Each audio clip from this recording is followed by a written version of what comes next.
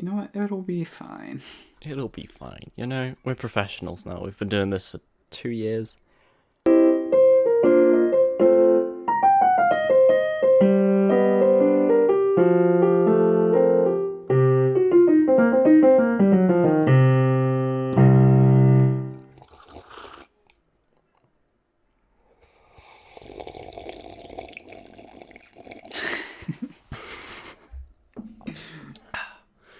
Really, milking the sippage there.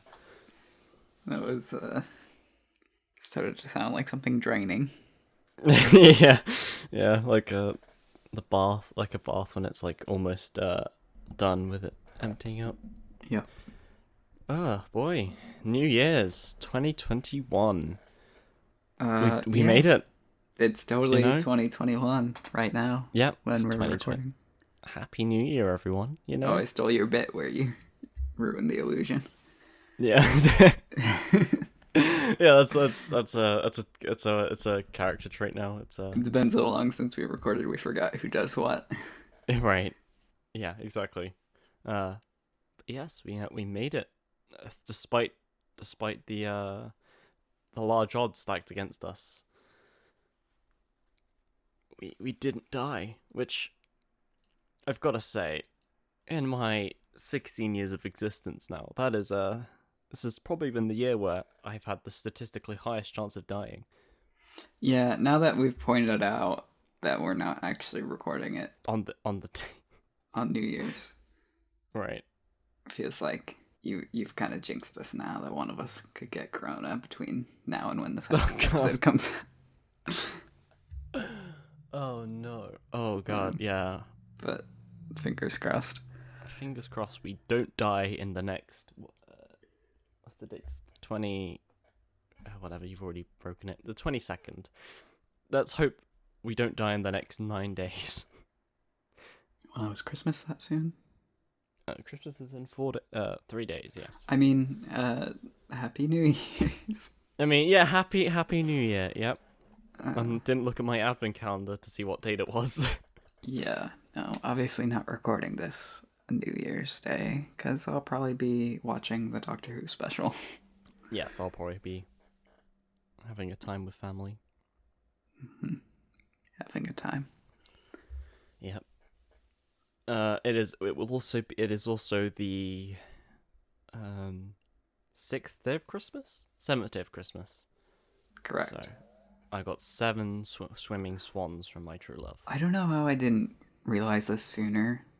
Maybe I have and I've just forgotten, but like, New Year's is always exactly 1 week after Christmas. Yeah. And that seems like something I would have known weird. sooner. Yes. Had I looked at calendars more often. Yeah. And now you said that, I have also made that realization, because I did the maths in my head, and yeah, that is weird. Yeah. So you didn't, like, know that just as a general thing either? This is a general thing. Okay. I guess because they always feel so disconnected from each other. It's weird to Right. think that they correlate in such a specific way. Makes me feel a little better. Also, people tend to make a big deal out of, like, New Year's Eve, more so, which is... Yes. Which I guess is exactly a week after Christmas Eve, but it's only 6 days after Christmas, which is less significant somehow. This reminds me of a tweet I saw where it was just like, God, we stayed up until midnight for this shit. Yeah, we did. But yes, for 2020. Yeah, for 2020. Yeah. It's finally over. We can relax. Not really. Because there's going to be a massive economic recession after this. But, you know, that's not why you're listening to this podcast. That's every New Year's though. It's always optimism. Yeah. It's never like, I don't know. It's unrealistic to think that nothing bad will happen in 2021, but we can still be, you know, optimistic it will be better than 2020. Yes. Naively optimistic, maybe. Yeah. So I've been lucky that it hasn't been an awful year for me. I mean, a couple of events outside of COVID that have happened that have made that made it less nice, good. Yeah. But I still feel like it's been a good year overall, just from like a personal perspective. I think I've gained as much as I've lost really. Yeah, it just feels like so much has happened since we recorded last episode. Honestly, so emotionally draining, just the past few months. Yeah. It's been a lot, and that's why this episode is 16 hours long. Yep. You can't leave now. You're legally obliged to stay. Yeah, if we don't have a quiz this episode, it's because we ran out of time. Yes. Yeah, basically. We had too much other stuff to talk about. Yeah. Even just the follow-up will take a while. So yeah. Well, you know what? Let's fill up Defranco into it. Let's just jump into it.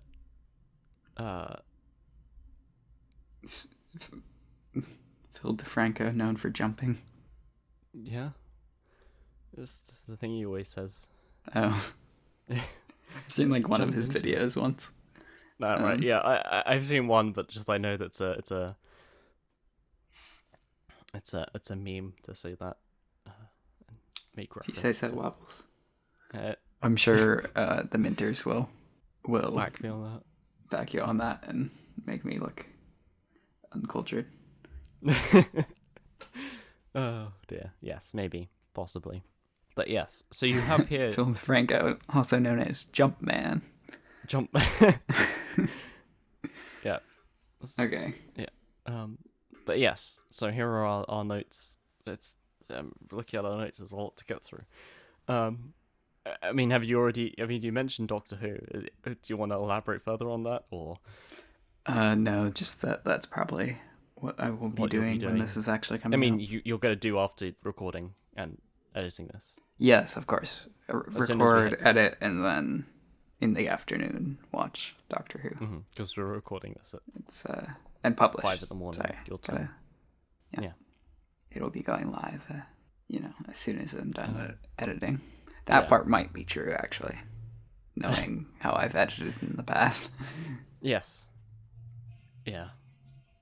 But so this episode, as it is coming out, so when the episode is coming out, Brexit would have been a happen, or is a happening? Yeah, is a happening finally after 5 years.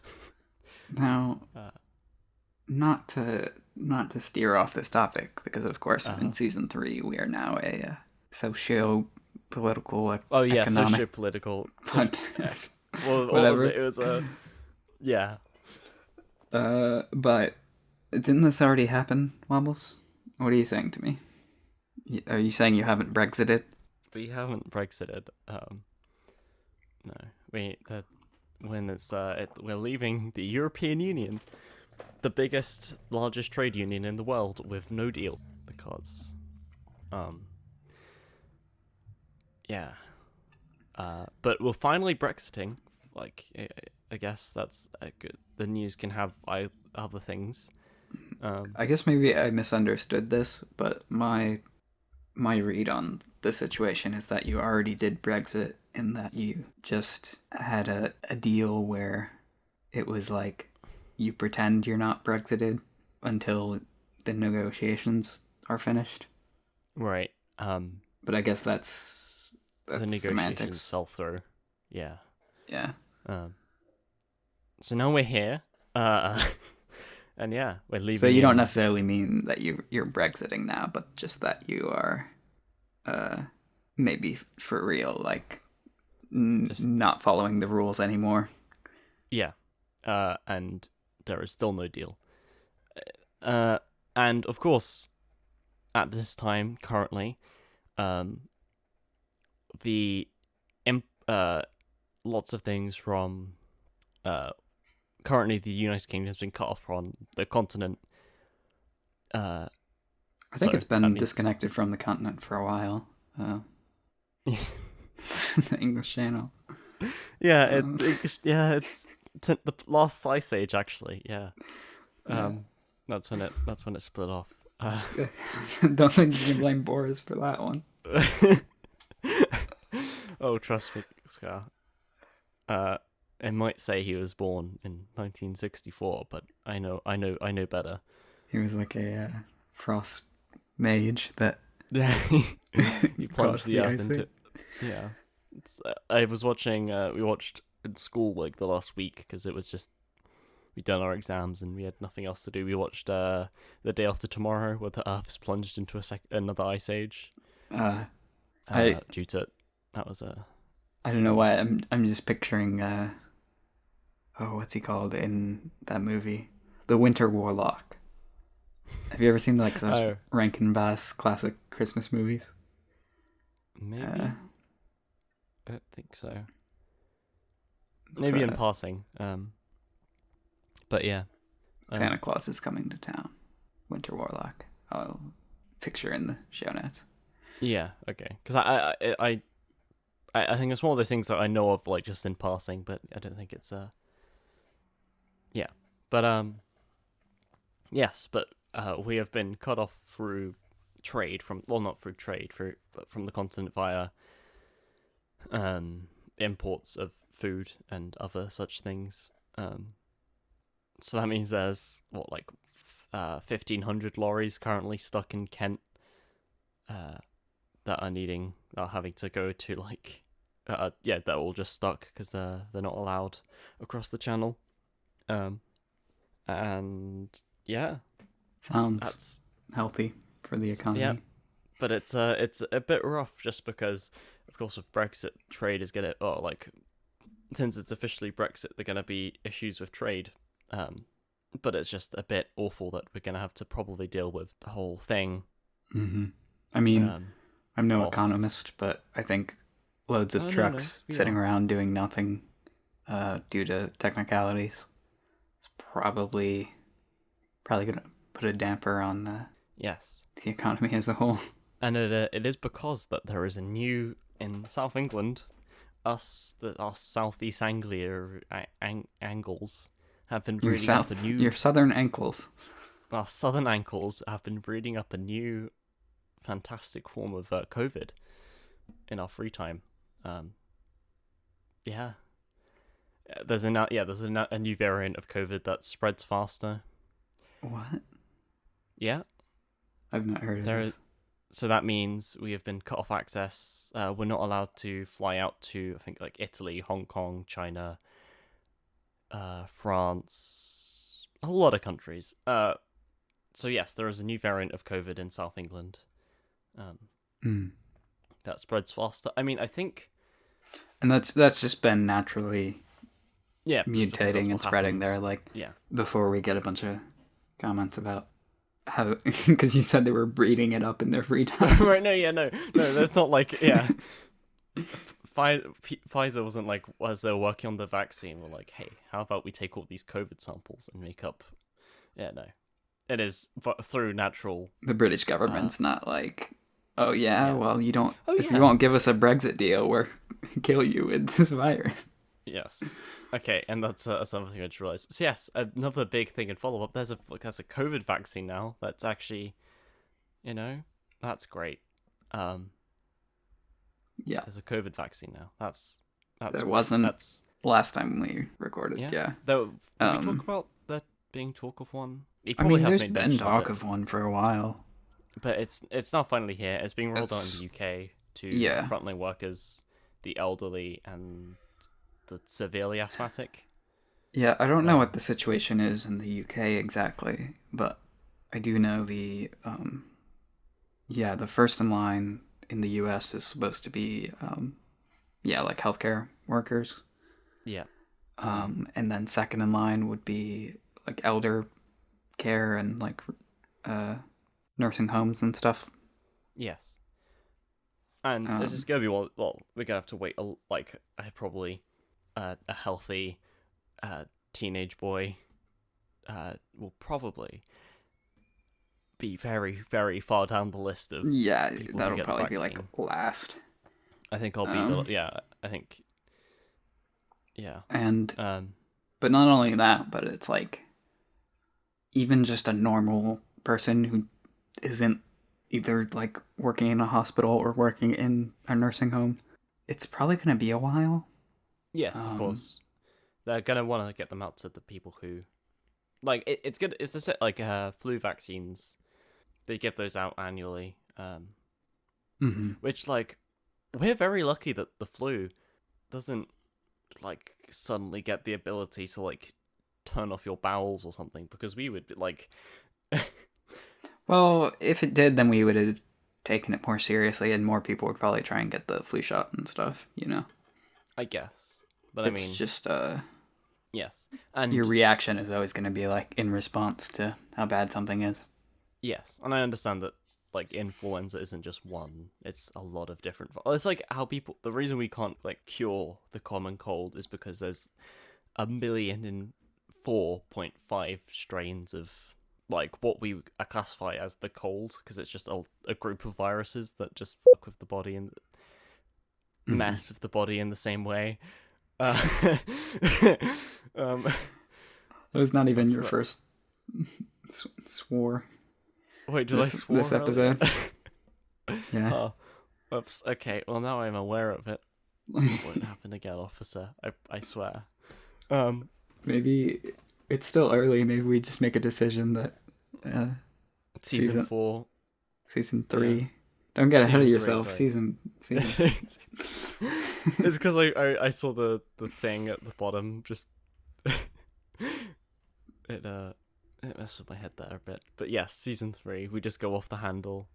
But yeah, I think people are just so ready to be done with this. Yes. And we saw it in the summer when places were opening up and like cases went way up. It's like, yes, I didn't actually know how bad the cases got. What are the case numbers?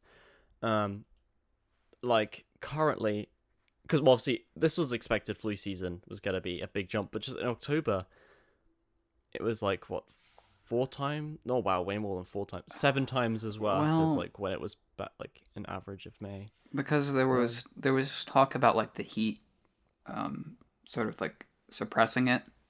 Yes, and then but then places opened up and in the summer the cases went up and people were like, oh, I guess the heat wasn't suppressing it. But then as soon as it got cold, cases went up even higher, and it's like, oh, I guess it was. We're just also being dumb and not. I mean, here it did go down with by. Things. Here it did go down in the summer. I think. Well, lockdown was up until the beginning of the school year, so September. So. And then as soon as everything opened up, it spiked. Yeah, it's basically regulations have fallen apart. Ever now it's winter. It's even worse. Well, you guys have more consistency and more compliance, I think, than the U.S. Yes. Which I mean isn't state to state will vary drastically in what the rules are, and person to person, like Americans don't like being told what to do. Right. You know? Whereas over here, I mean, we're not great over here either. To be honest, I know a lot of and have seen a lot of stuff from just people who are just disregarding rules still, despite this, because they think they're dumb. Though, what is interesting is because, well, the new cases have gone way up, but luckily the deaths they're higher than they have been since between June and October, but they have been lower when they were in the beginning of the year, which I guess is just due to, I think, younger people are now getting it, because, of course, of schools opening and all that stuff. Yeah, I guess the deaths would always be a little bit higher on the front end of things, just because the people who are very vulnerable to it, like the people who will die. Right. So it's like all like the 90 plus people that have weakened immune systems that already got it. Yeah. But immunocompromised and all that. It's still not like, not a terrific number of deaths, you know? Yeah, well, yes, we would like the death number to be 0. But it's not, but at least it isn't at the point where it was awful. It's terrible, like, still hundreds of people are dying every day. but it's a more manageable numbers, I think, Yeah. than before. I don't know if that's the case in the US. I think it's fairly consistent, but Yeah, fair enough. I haven't looked at it closely in I remember this following past it month because I've just been kind of carefully. trying to take my mind off it, I guess. Yes. I decided since the second, like we, of course, after the whole thing, they've had to make a new tier to keep us in. So since going into tier 4, I've been following the news again and checking the weekly numbers and stuff like that. Yeah, and it's just I don't get how people just don't. I don't know, and for the most part, it feels like it should be common sense, I guess. Mm-hmm. Like if just, but no, I don't know. But I'm worried that people are gonna, once some people in the US start getting vaccinated, it's like people are gonna have a similar reaction to what they had in the summer of like, oh, it's over now, we can all go back to normal. And that's the thing, is that and it's like the lockdown went until the numbers started just barely declining, and it's like that's not how it should work. I feel like you should go in lockdown until it's all over, and because even if the numbers are lower, they're still circulating cases, and that means now and just all that stuff. And people were saying, I've heard a couple of people say that lockdowns don't work, but it's like they do. But if you follow them, and the government follows through with them. Yeah, people in the US keep saying like lockdowns don't work or masks don't work, and it's like no, it's entirely dependent on compliance. If 50% of the population is not wearing a mask because their president doesn't wear a mask, then the masks aren't going to do a whole lot, you know? Yeah, and as well, it's like I also find the thing really weird of just when regulations open up, people started but it's just one of those things, just like just because you can doesn't mean you should. Like, I just feel like a lot of common sense was lost, and like people just kind of obviously it's a two-sided, I guess it's a very two-sided coin, I guess, because in one case you should listen to the government because their regulations and rules are probably correct because they're backed with like science, but at the same time you should like people don't really take their own discretion with these things. Mm-hmm. I think that's the thing, and a lot of people just kind of go along with whatever the government says and don't really think for themselves, or when they think for themselves, it's the in the bad way. Like I don't know. It's just mind-bogglingly crazy. I just know like some estimates I saw were saying that like maybe by the end of January there have 30 million vaccines in the US. But there's like 50 million healthcare workers that are first in line before you even get to the nursing homes. Right. So, and what the amount of effect that's going to have on the general population is like practically zero. And like considering the population of the US is what, like a third of a billion ish. So like give it 6 months and maybe see how the rollout is doing, but like just because some the vice president gets a vaccination doesn't mean like, oh, we're all good now. Yeah, nothing can hurt us anymore. It's like no, it's not gonna be. And it's just available for quite a while. So, and there's people who are saying that they just won't get the vaccine, and it's like, but I don't like. I mean, I don't know. I feel like I will. Like, obviously, it's gonna take me a long while until I'm offered it. Yeah. But I feel like I will once, because when was my last vaccine? A couple years back, but it's not that bad. I didn't really think much of it. Yeah. And I mean, Yeah, I don't know. And there's a general distrust of vaccines, and yes, the some of whole that anti-vax group.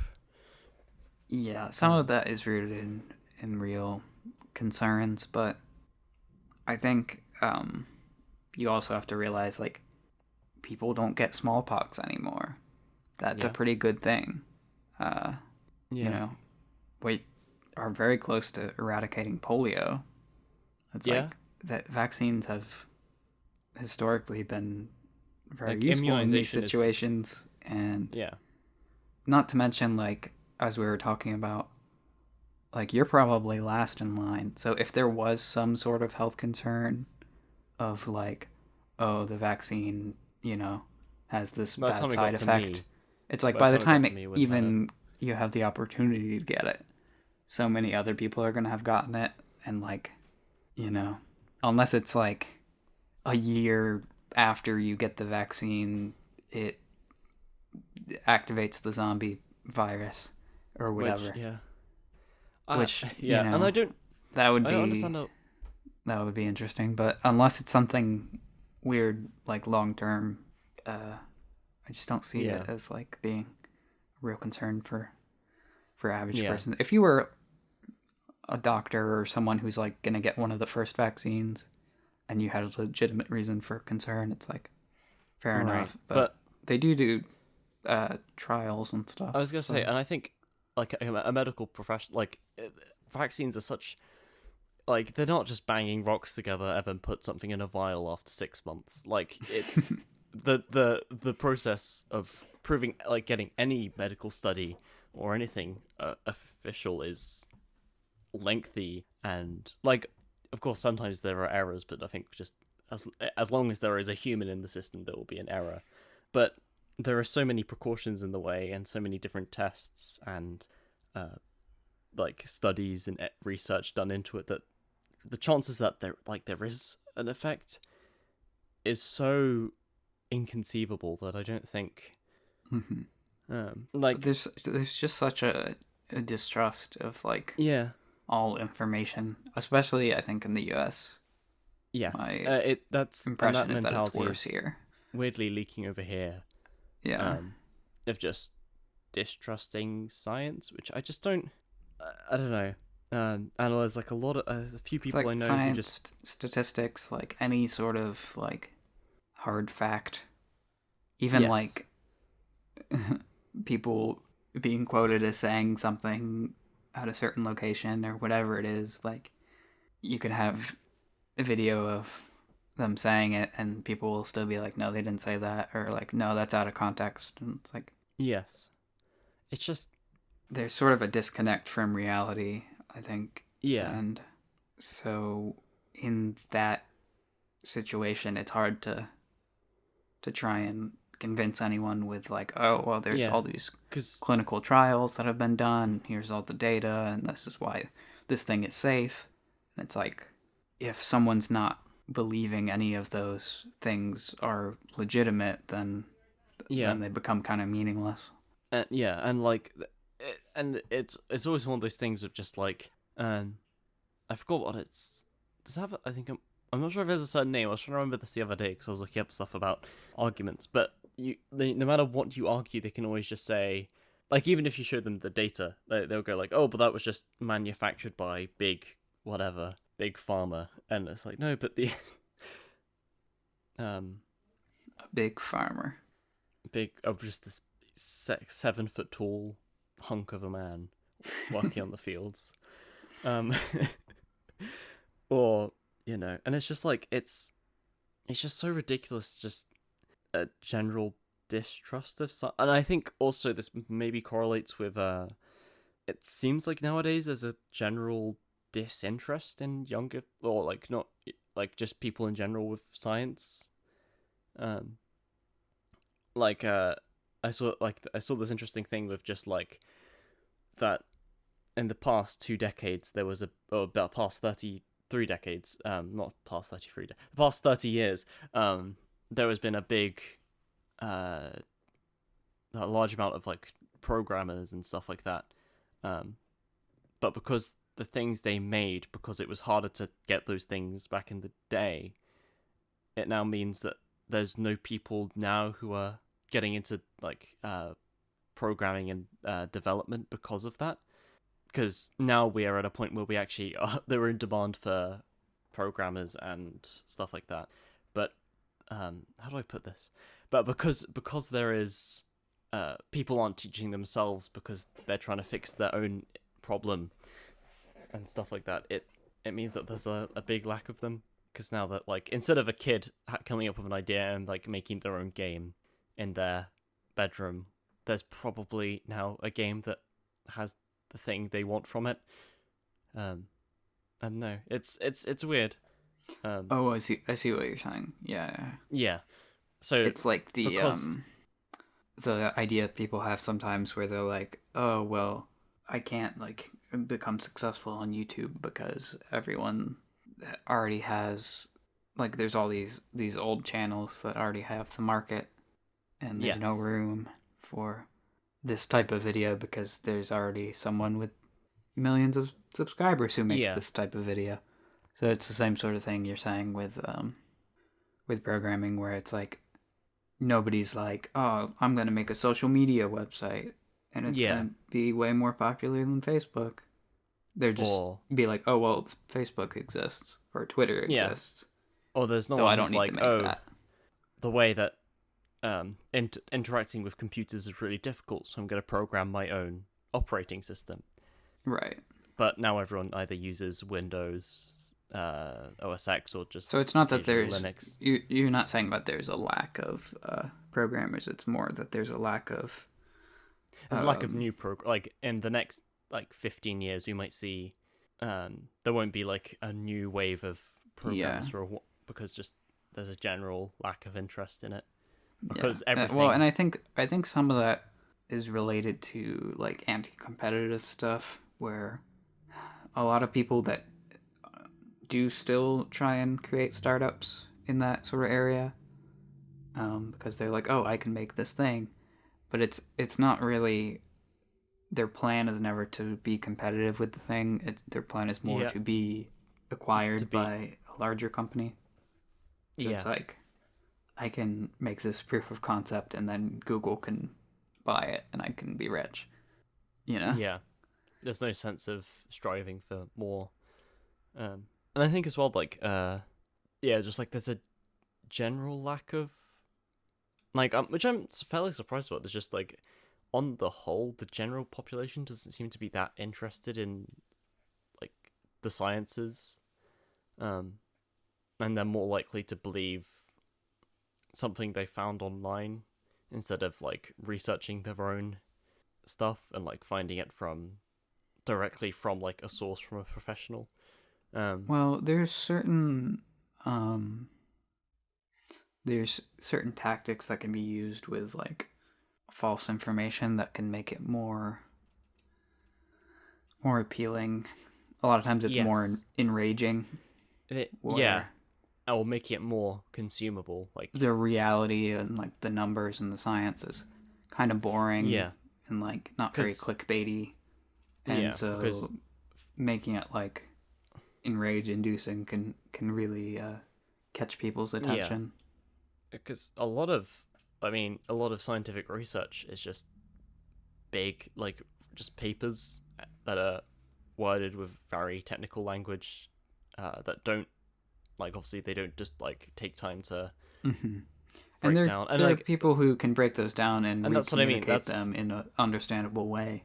There's, like, edutainment, stuff like that. All of that is very good, but it's vastly outweighed by just how, like, and like what you said, like people making it enraging or like tapping into some weird emotional aspect of it. And it gets weird, like gets to a point of just, I guess, like commercializing science in a way that's that's not really meant to be dealt with. That's a lot of what like media and like marketing has become.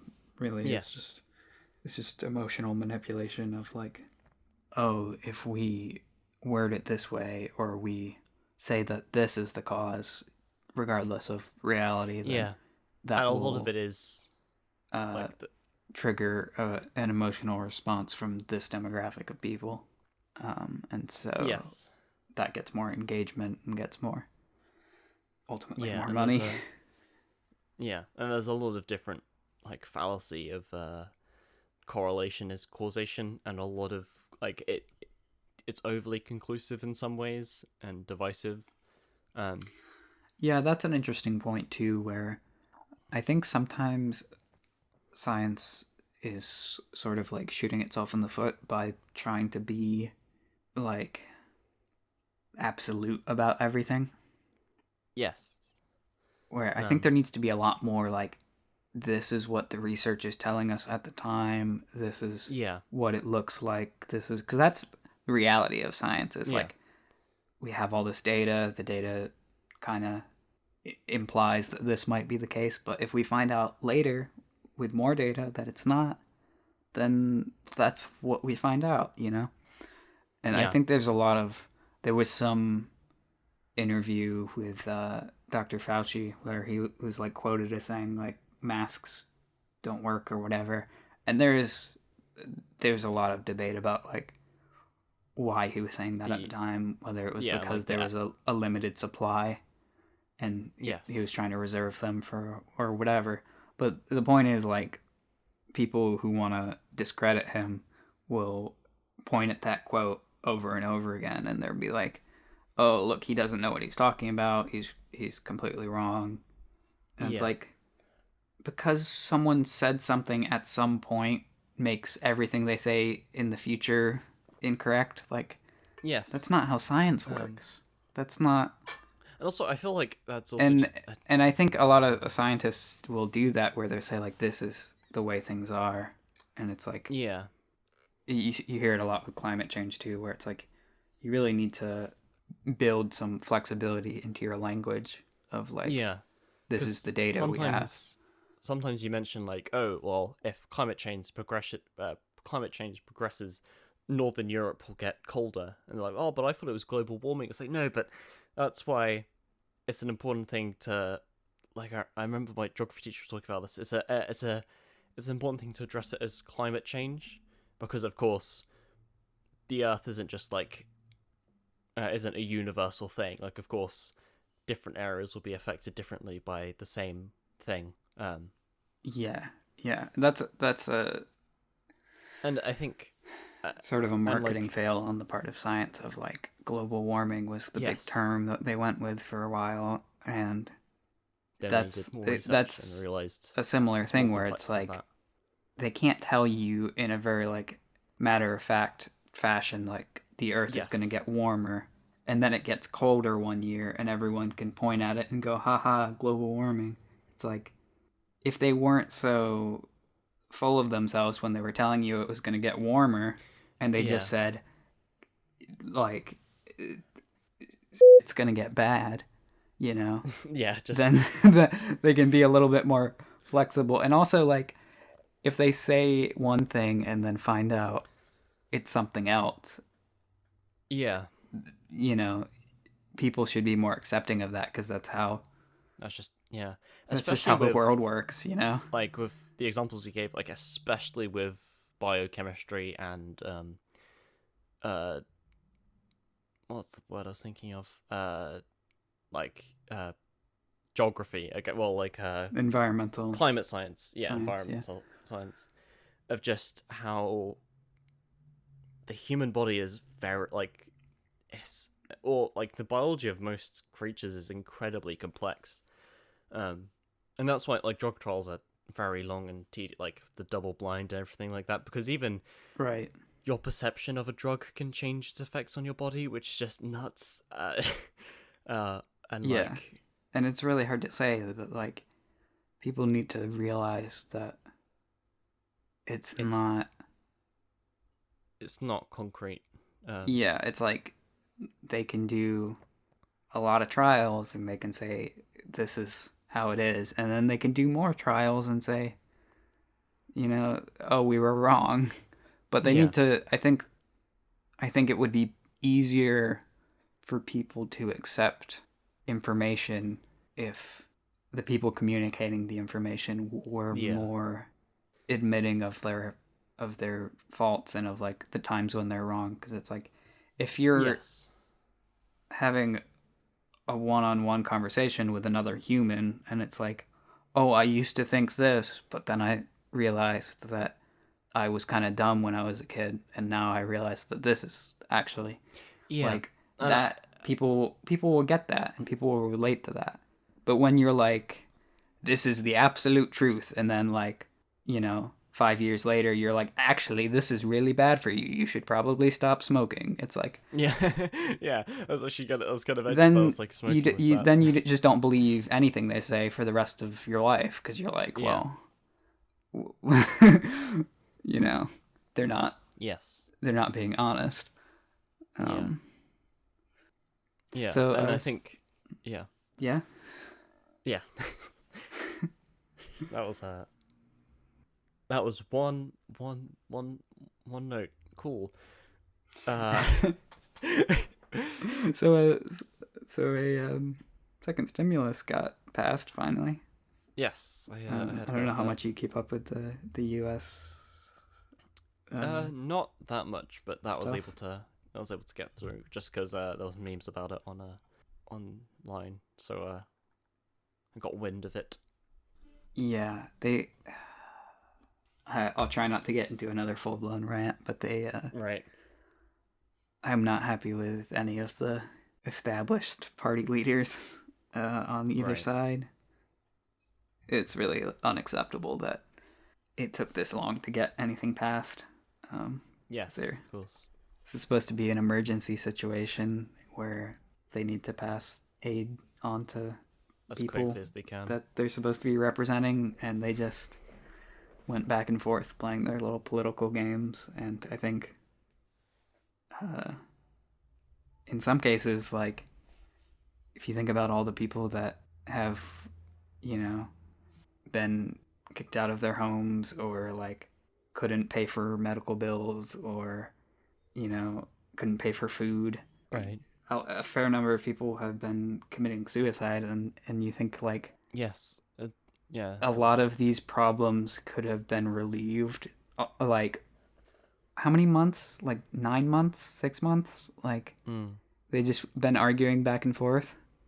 Yeah. I honestly, I feel like party leaders should almost be not only removed from their offices, but like criminally charged for neglect. Yes. Yeah. Like, this is like the grossest example of the problems with the American political system Right. in Yeah. a while. But yeah, there was originally on the compromise deal, there wasn't going to be direct cash relief, and some people complained about that, and they ended up throwing it in last minute. But it's Right. at half the level that the first stimulus was, and which is not really enough, and also like way later than this should have been passed. But I guess it's better than nothing. Like, they could have just done nothing. Yeah, that would have been awful. Yay. So it's slightly less awful than the worst case scenario? Yeah. It's just like, I don't know. You can see some examples in other countries where I think Canada's been like basically paying people to stay home because that's what they want them to do. And the US is just like not doing any of that. Right, yeah. That's not even really on the table. Like, they're arguing back and forth about like what businesses to bail out. And it's like, screw the people. Yes. But so yeah, season 3 Minty Boys. Yeah, we joked about this being a geopolitical, socio-economic podcast, but here we are. You've mentioned. I don't know. Maybe we're geopolitics. scaring off what little audience we have. I guess let us know if you want to hear me rant more. I certainly could. We could spin off We a spin side off. podcast. Was actually the. Yeah. But yeah. Well, speaking of money and American corporations, Yes. Let's run through these. Sorry. Elon Musk is a well, actually, a lot of these have stuff. So Elon Musk, yes, his net worth quadrupled over lockdown, wasn't it? Well, Something maybe more than quadrupled. We mentioned it. I put this in here because we mentioned it last episode. yes. But I believe it's continued to go up since then. Oh my god. And maybe I heard wrong, but I thought I heard he passed Bezos briefly. Maybe not though. He's past Gates. Yeah. Yeah, 153.5 billion US dollars. Still, about 30 billion below Bezos. Okay. Another bit of follow up. We're still in the follow up section. Yes. I know, as to say. We talked about Apple versus Epic Games, or Epic Games versus Apple, I suppose. Yes. Yeah. That was it. The one doing the suing first. I don't know. Yes. No really good result for Epic, but as of yet. But Apple did change their. Did you hear about this? I don't think. No, I haven't. Okay, they changed their cut they take from app developers for developers that make less than $1 million a year. So basically, Apple was taking 30% of the revenue. Right. From just apps on their platform in general. But right. They decided to only take 15% if you are a small app developer. You're like an indie studio, yeah. Yeah, that makes less than $1 million. I don't know exactly how that works for edge cases. Like,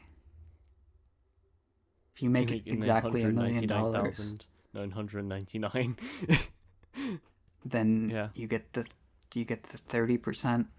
Is it based on how much you made last year, or how much? Or like in total, or but then that has taken a lot of other things into account as well. Like how much was that spent on what? I guess. Because if you make 900,000, and they're like, okay, we're only going to charge you 15%, so you make 15% more than you would have made. Yes. Then you would be over the million. The threshold, so then they are like, never mind, we're going to charge you 30%. So every other year. So then you're below the. So, yeah, every other year you're right. If they do it based on the previous year, then you would be alternating. Yeah. Which would be kind of funny, but. Yes. Regardless, it's they're kind of like, screw you, Epic. You still have to pay 30%. Because right. Like Fortnite's making more than $1 million. Yes, it's making a lot more than $1 million. I don't have the numbers up in front of me, but I can tell you that for free. But hey, if you want to go into app development, now's a good time. Yeah, as we were saying earlier, there's not enough app developers, but now you can get 15% more money on the App Store. Yeah, I've been making mention of this since the conception of this podcast, but I actually have an actual project in development after 3 years of empty promises. Ooh, Wobbles channel. Yeah, on the Wobbles channel. So I'm working on the first draft of a script to a video that will. I don't know how long it will take. Probably a lot longer than any estimate I could give. So it'll probably come out after this episode. Yes, you think? it'll come out after this episode. Okay. But it is in the works right now. Gotcha. Yeah. So I thought I'd add that in. Because yeah, it's been a long time coming. Yeah. But yeah, sort of speaking of things that are a long time coming, we listened back to that. I know you mentioned you listened back to that previous New Year's episode. Yes. As well. Kind of weird, considering that was a year ago, ish. Pre-corona. Yeah. Is this we sounded so optimistic back then. So man, I don't know what happened to my voice. It was higher. I can't tell if that was actually my voice or if I changed my microphone settings in the past year. But I guess I listened to it at a faster speed, so I didn't notice. Fair enough. But you were a chipmunk back then. I mean, yeah, it's probably weird hearing my voice in real time now. Yeah, stop talking so slowly, Wobbles. Yeah. What? Yeah. Should we talk about resolutions now then? Yes. Oh, right. I was going to say the one thing I feel like a lot of that a lot of 2020 was unpredictable.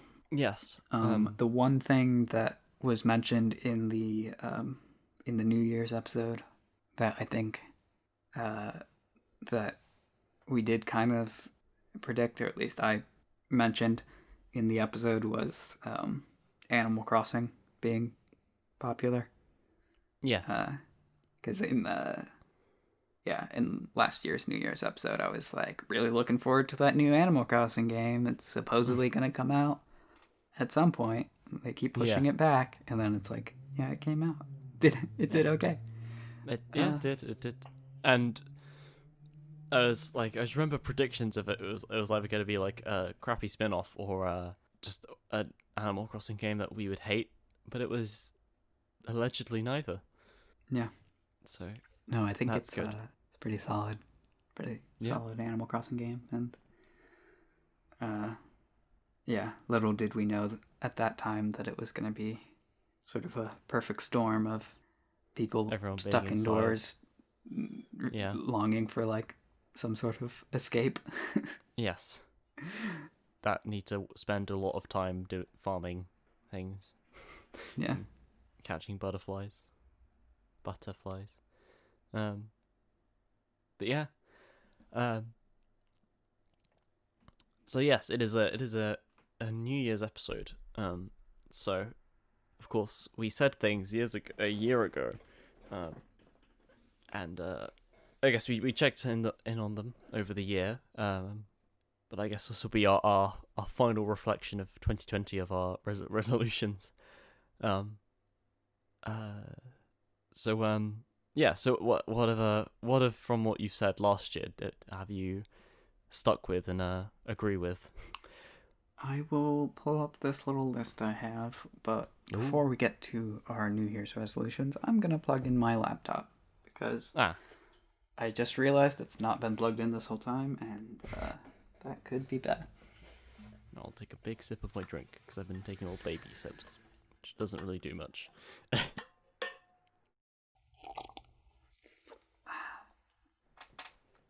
Alrighty. It is pretty alright tea. Yeah, my tea was a bit... I didn't brew it for long enough. So it was a bit upsetting. So yes. Wait, are we back? I think we're back. Okay, we're back. Okay, cool. So yes, resolutions. So from what from last year, from your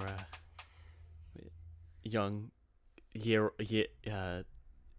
scar from a year ago, with a twinkle of glimmer in your eye, a twinkle of hope in your eye.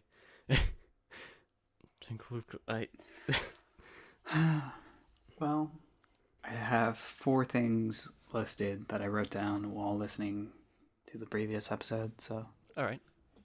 Those 4 things were reading, productivity, yep, job ? and weight. Yeah. Mine were the same. Yeah. Yeah. Yeah. So, where to start? I'd say we talked about the weight thing in Yes. previous episodes. It's like, And there were think details to my life that I talked about that aren't strictly applicable anymore. Yes. Yeah. But I'd say as a whole, that one could be considered a success for both of us, or Yes, definitely. I think we feel better about it. we feel I better gained about that. a little bit of weight. Yeah. Almost too quickly. I don't know what that was about. But Right. I'm like the correct weight now and not Yes. overly scrawny. So And I've been making sure I've been eating healthy and making sure I go out if I feel like I haven't done any exercise for a while, which has been helped by this second lockdown over Christmas. But I mean, so if this was an that's a funny exam, noise. I'd say we have 25% so far. Yes, so yeah. So that's like a new It's a failing grade. Failing grade, yeah. In our new fancy system, that would be a 2,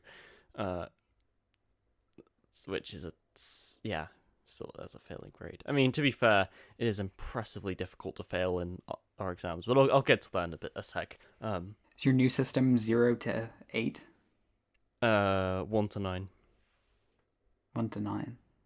And then, of course, but it's interesting for. I'll talk about it when we get to productivity. Sure. It's Sure. a related thing. But yes, so yes, weight and general health and well-being. That is, we did a good. Yeah. Job became kind of awkward Impossible. as Yeah. quarantine kind of took over everything. But though beginning of next year, I will be dog sitting, and that will get me a bit of money. So I think I count that as I recently have been doing a little bit of work for my sister's business. all right. So that's at least something. I'll get like 5% for that. Yeah, I'll count that as a half a success. I'll count mine as a quarter success because it's technically it's not going to happen until 5th of January, I think, like beginning of next year. Yeah. But I sorted it out this year. So yeah. Reading. I haven't, since it's not actually New Year, and really I'm kind of giving myself on the reading until, what did you say? It's the 7th day of Christmas. I'll give myself till the 12th day of Christmas. Okay, yeah. 12 drummers drumming. Yeah. Yeah. I feel like, but I'll say I haven't like failed. Like I've started. Oh, recently. I've started reading. But I'll get to that in a bit. Later on in the show. But I mean, I think to be fair, I've done an alright job at reading. I feel like I definitely have failed it, but I'm starting to appreciate it more now. And as we'll mention later, I'll start reading more, I think. Yeah, I mean, I've sort of had the same reading goal for the past, 4 years. Right. I would say this is the first year where I think there's a chance I actually have succeeded.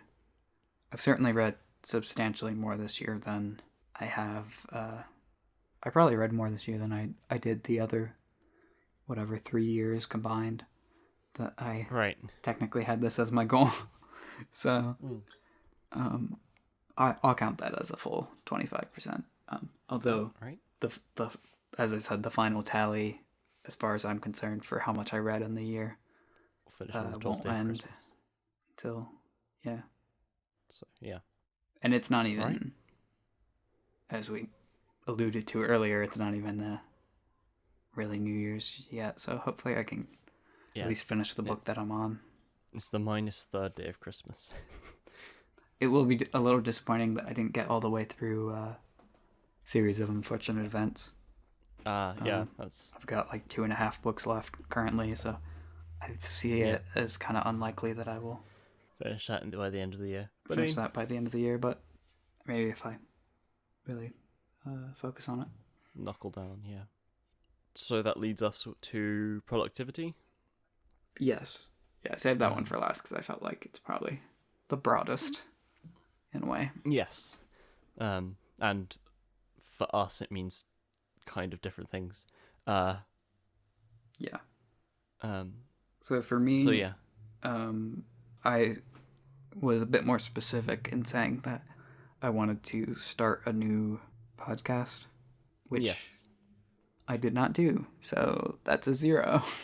Yeah, I said with my own personal projects, which I am starting now, but I feel like on the broadness of productivity, I think my schoolwork, I've started putting a lot, I feel like I've gotten a lot more productive with my schoolwork, and over this exam period, we have our mock exams, I had our mock exams a couple of weeks ago, and I'm really proud of myself with like what I got, and I feel like that was I am still fairly not that productive, but I'm proud of what I got considering how much work I put in, and which is nice because I know I can do better, which is always nice when you get a grade you're proud of, but you know you can get further, you can strive for more.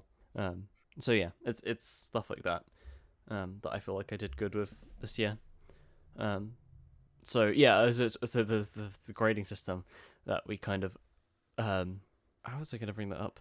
Oh yeah, so I got mainly I don't want to sound like I'm bragging, but I'll just say I got on the higher end of the mark spectrum, which I'm fairly proud of. And with predicted grades, they're still on the up as well, which means I think I can apply to the places I want to go to for sixth form. So yeah, that's exciting. Yeah, I was wondering about that because you were last episode you were talking about your mocks. Yes, and we got good news in the middle that they don't matter as much as they would have, because the government have confirmed that no matter what, the GCSEs are going ahead. I kind of felt like that might be the case, but yes, but it's good to get that confirmed. Yeah, because you were. And last year they had all of that debacle with dealing with it was a mess last year with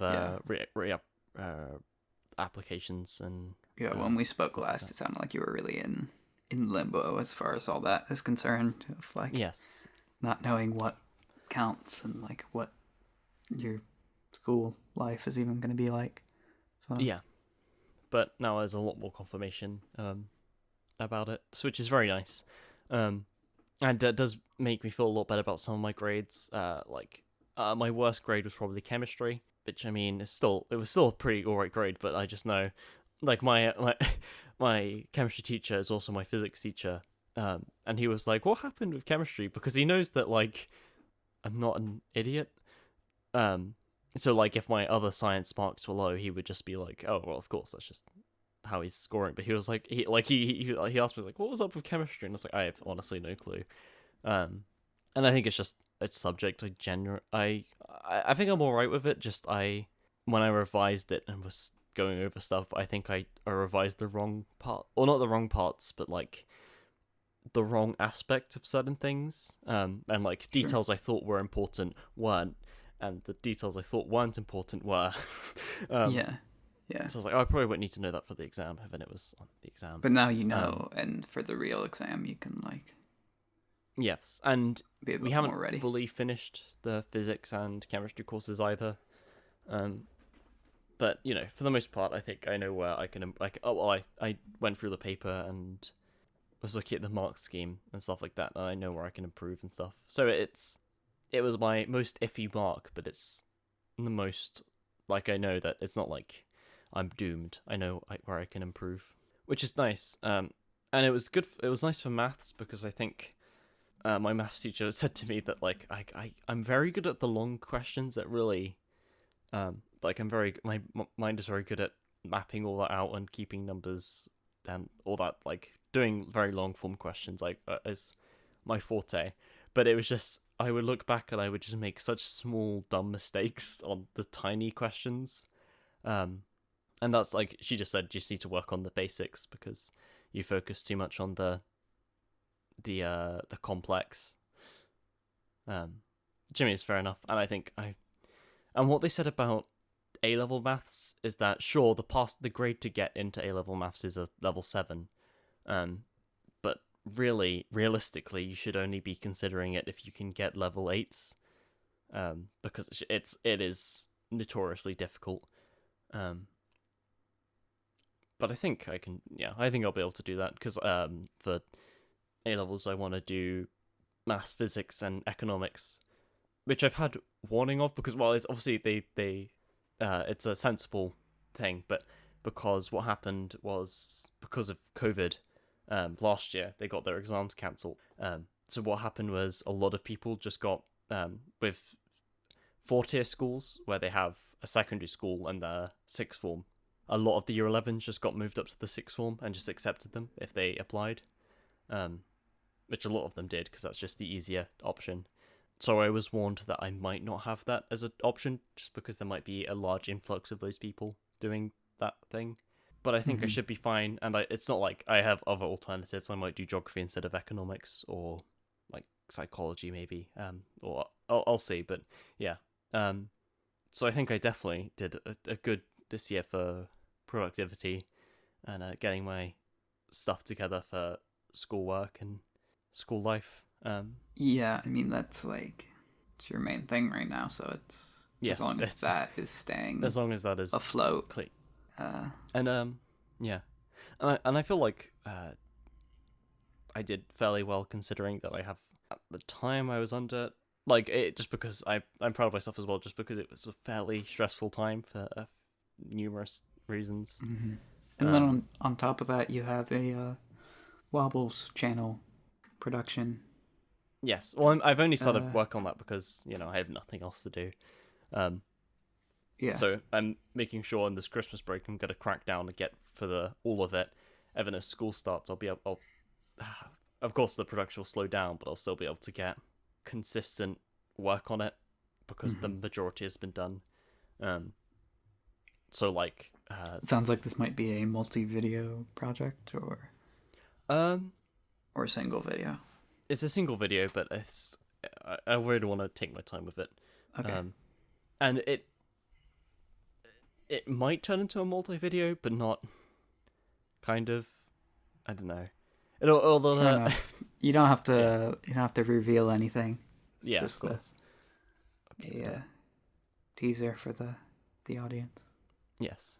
Go subscribe to Wobbles. Yeah. YouTube/Wobbles. Yeah. Go. No, it might be youtube.com/Wobbles. C/whatever the channel. C/Wobbles/YouTube. /Wobbles/C. Wobbles 100 years. Wobbles. .com/ Wobbles forever. Yeah. But yes. .net.io.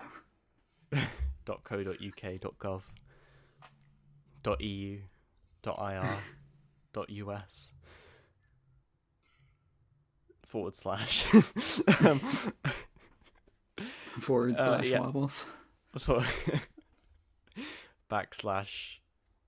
www.66.net.gov.uk. Yeah. Yeah. So if you go to that link, then you'll find my channel, and maybe in the next couple months you'll see a video. This podcast was not brought to you by Mint Mobile. No, it was not. But it could be. Get in touch, Ryan Reynolds. Please get in touch. You never call me anymore. It was a funny movie. What's with that? What's another world? No, Deadpool's the most recent Ryan Reynolds movie I've seen. I would love for this podcast to be sponsored by Deadpool. Yeah. And by I mean, I don't think having Deadpool as the face of our podcast would be good. So would it not be on brand? Well, it may be your brand possibly, but I just don't, just what he stands for wouldn't exactly. I don't think my morals exactly align with that. Hmm. Hmm. Hmm. Yeah. What about Deadpool's phone company? I guess sure, his phone company would be fine. Okay. What's another Ryan Reynolds movie? I'm sure they exist. I'm sure they exist. I'm sure they do. I will. For the most part, I can only think of Deadpool. Yeah. What else is he? We're gonna have to cut this part. His ego can't take it. He'd be like, done. He'd be like, I was gonna sponsor them, but they didn't know a single one of my movies that weren't Deadpool. Other than Deadpool, yeah. Yeah. Deadpool 2. Do you think that counts? No, that doesn't count. Sorry, I suddenly was like, wait, I do know one. What was that one? And then I didn't know it. He's like a lawyer. He's a lawyer, and there's this lady who has lots of money, or paintings. There's paintings in it. That's a movie. Anyway, I'm not gonna be bothered to look up Ryan Reynolds. IMDb. Just like we can look up Ryan Reynolds movies if we really wanted to, but we're not because Anyway, moving on to the main show. Oh no, the article even the featured article.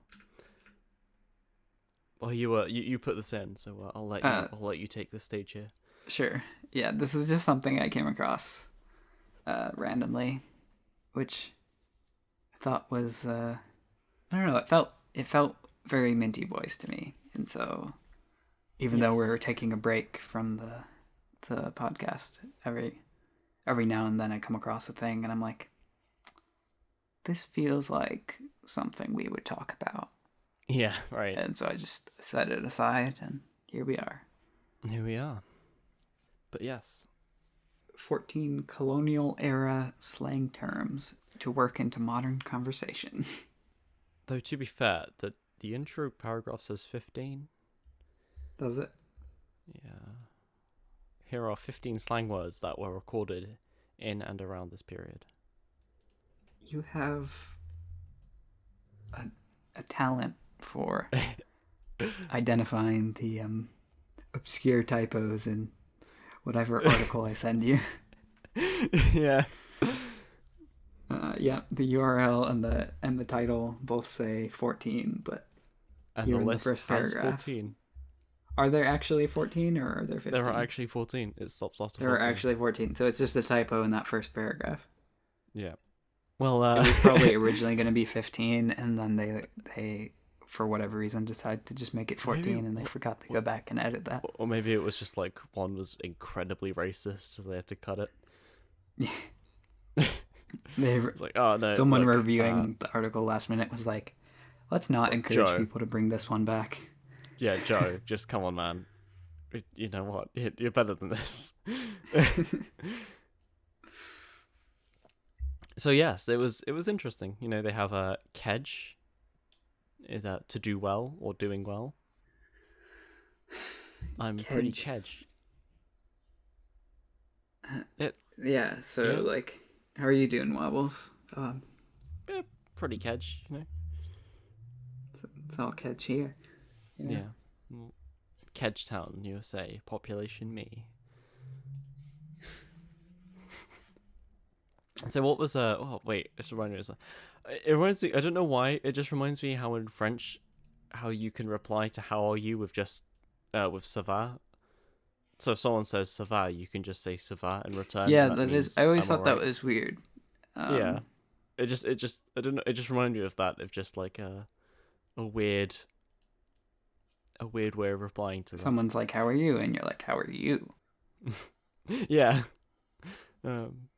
I think it's just accepting that neither person in this exchange actually cares or wants to have a discussion about each other's well-being, and that they're just like saying it to be polite. It's like, yeah, like I think it's just like like saying Savat is just kind of like an acknowledgement that the other person said it without actually giving an answer.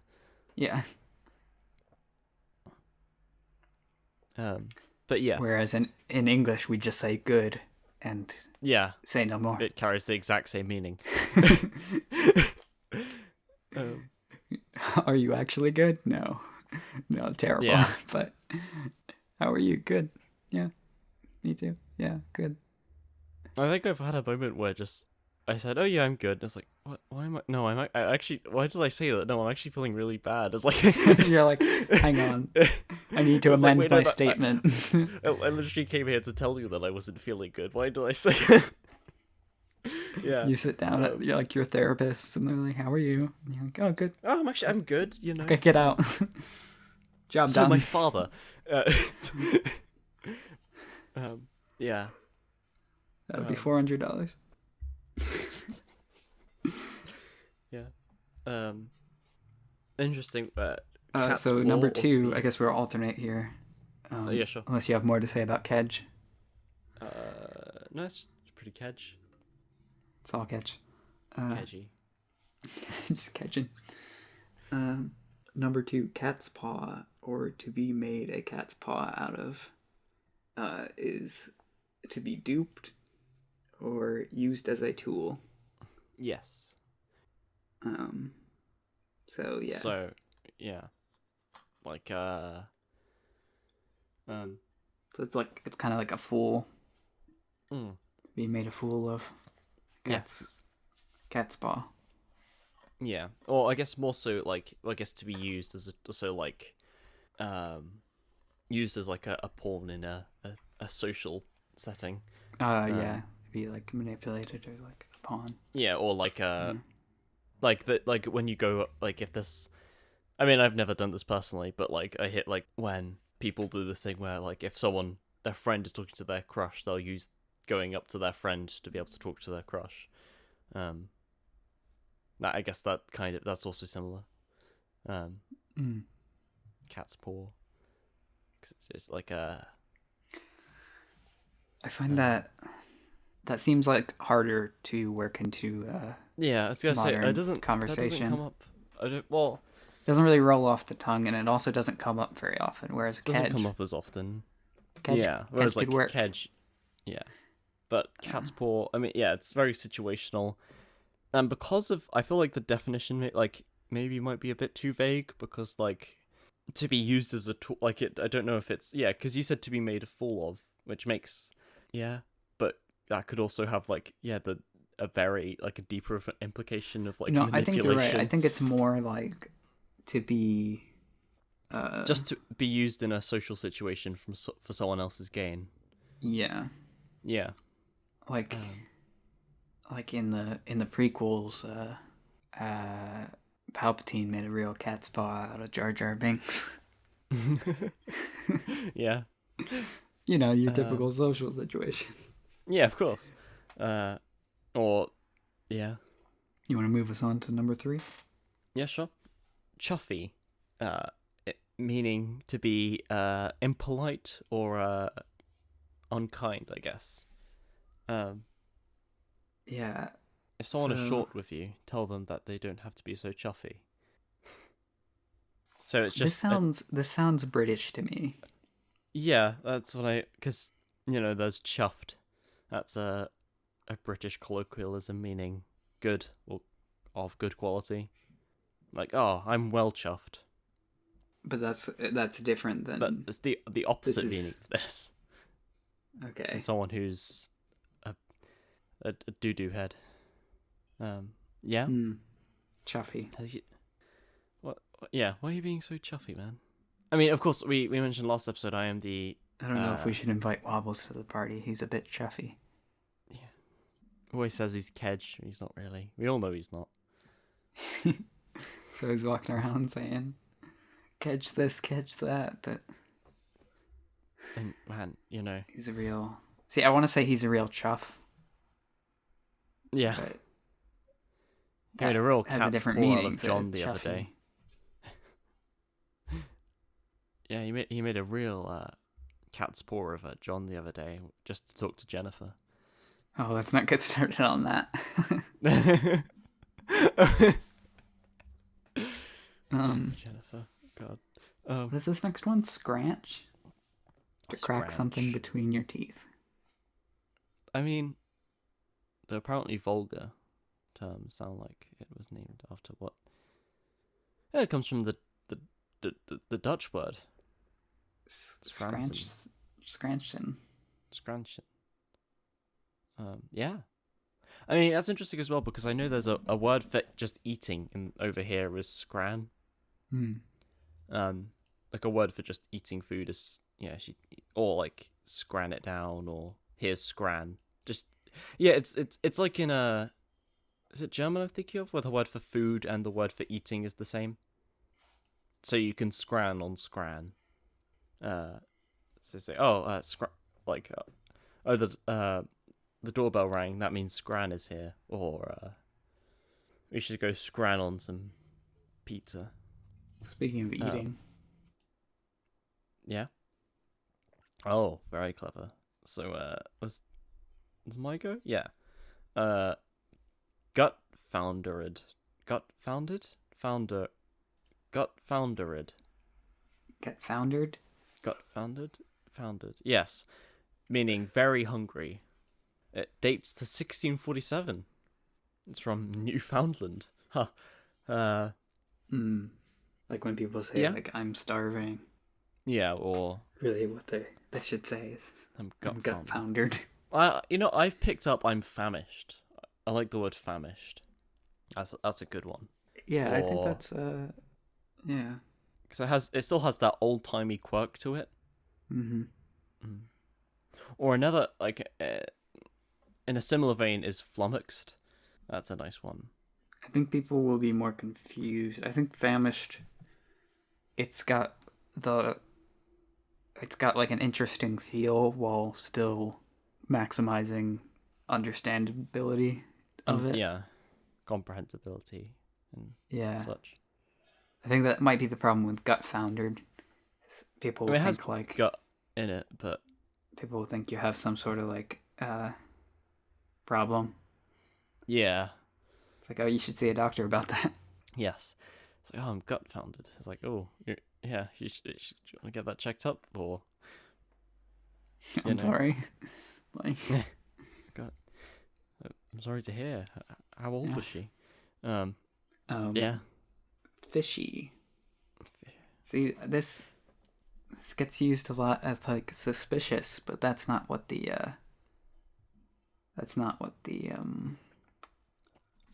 yes, the definition here is.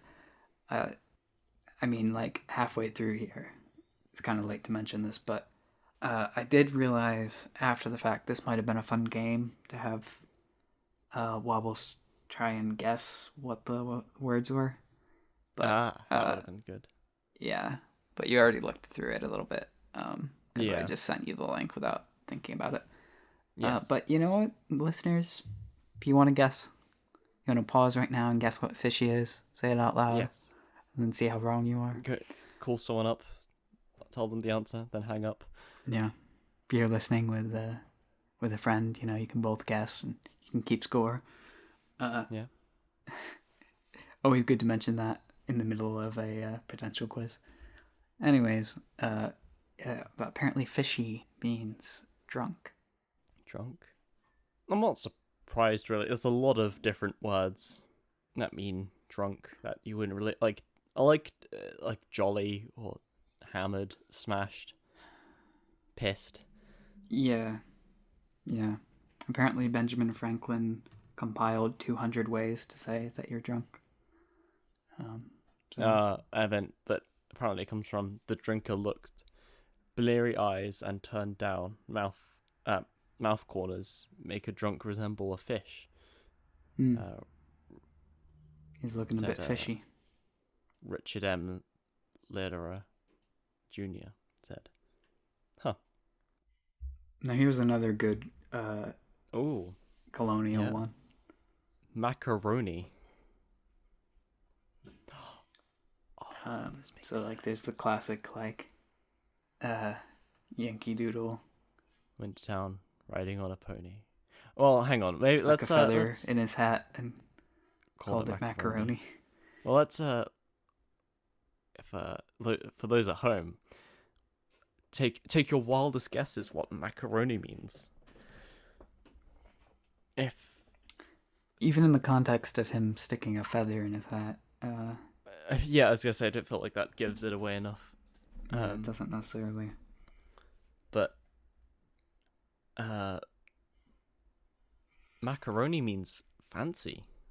It's quite interesting. Yeah, apparently it's specifically referring to like a particular men's fashion, flashy type of men's fashion at the time.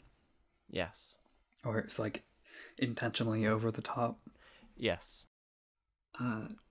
Twisticle?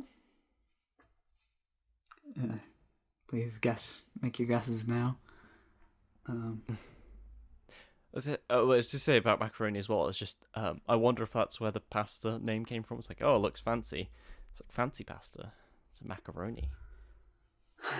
Yeah. I don't know. Or maybe they're like, maybe it's a name or something.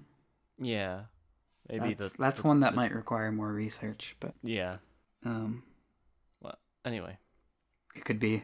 There's two brothers. One of them makes fashion, and one of them macaroni brothers makes pasta. Yeah. Makes fashion. Anyway, good old yes, macaroni the next bros. The macaroni brothers, the Italian duo. Anyway, number 8. Yes, that's you.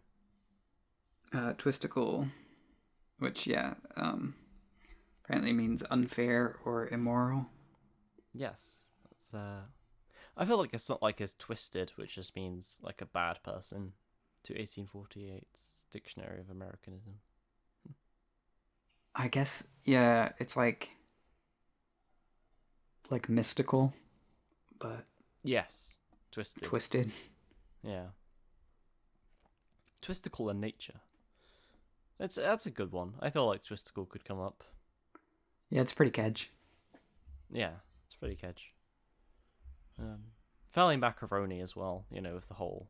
So, I don't know. It's got a sounds like a very macaroni word, really.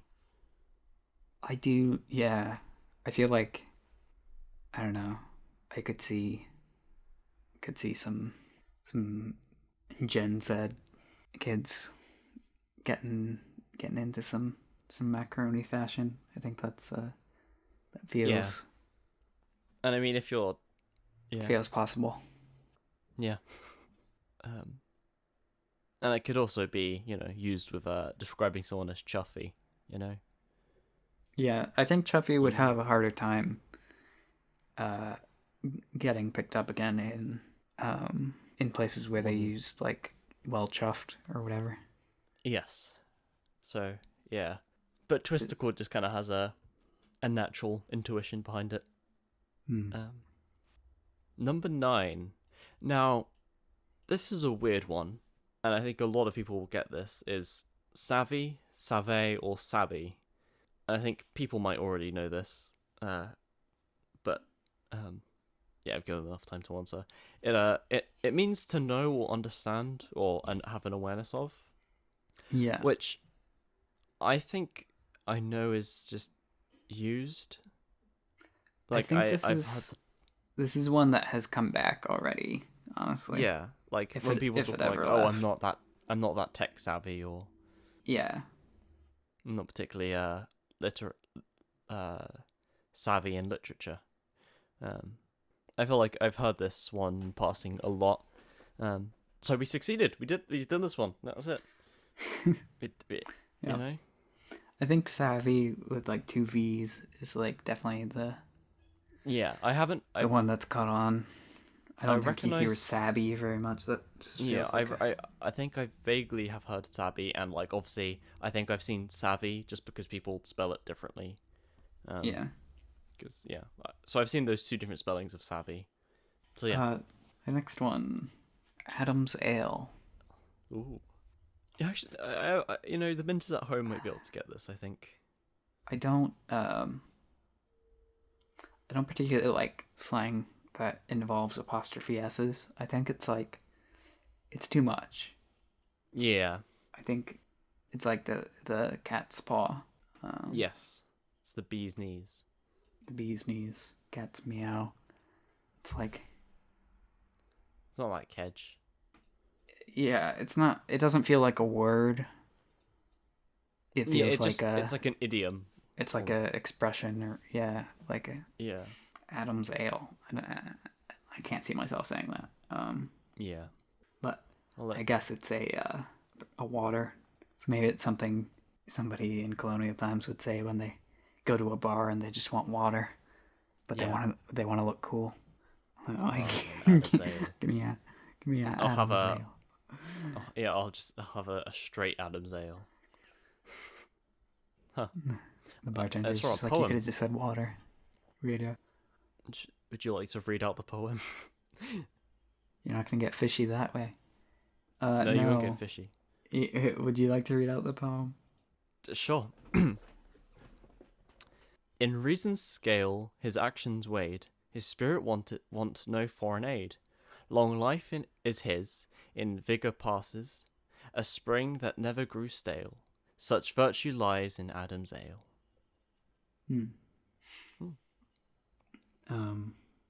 By Philip Freneau.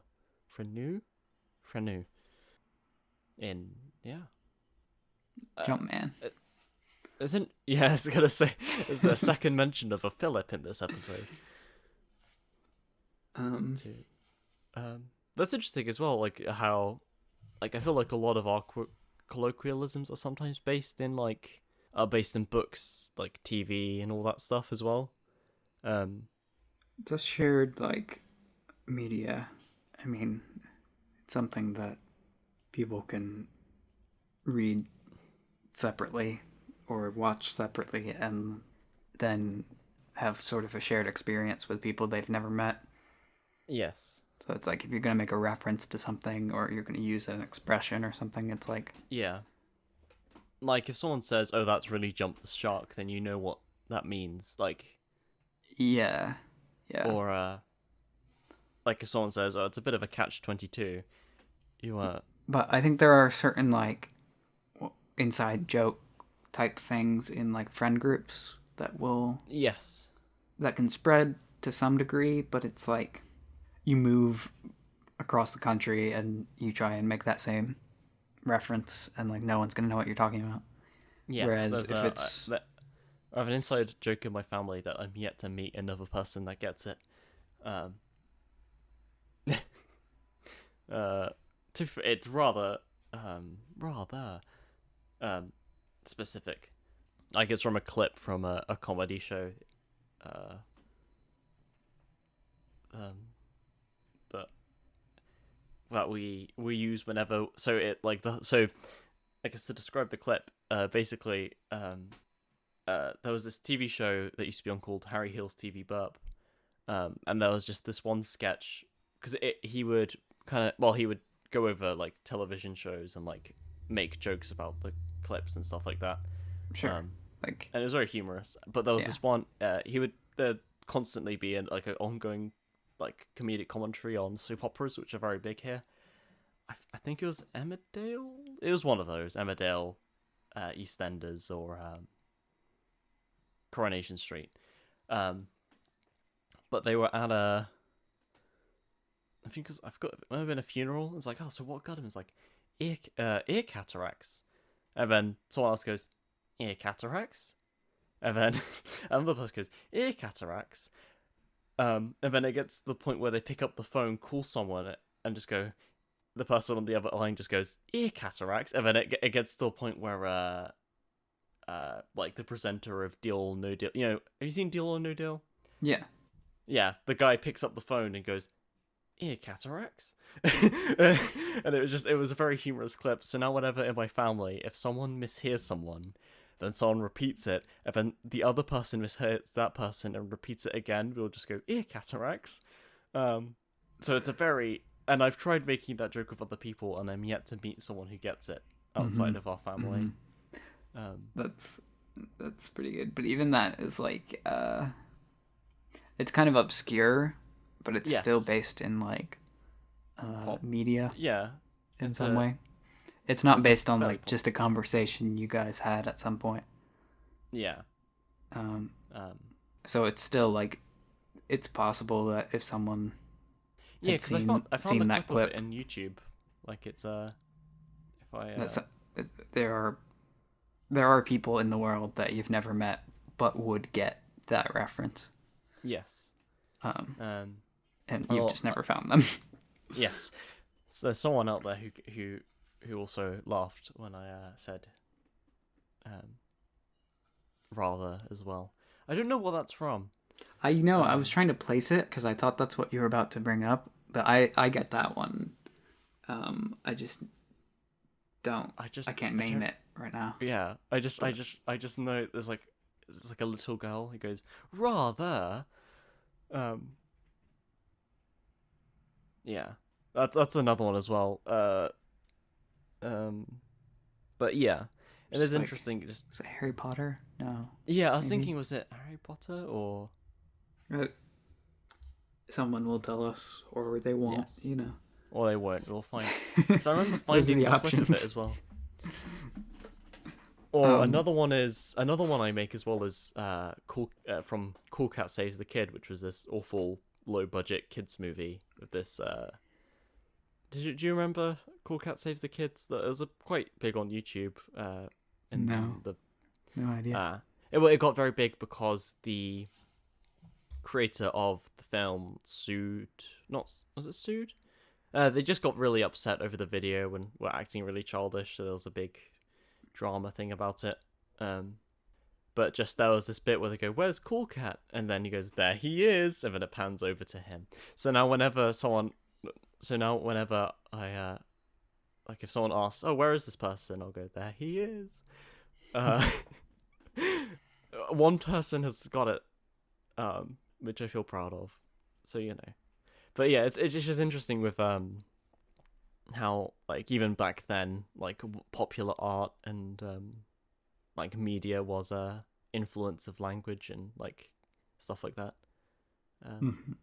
But yes.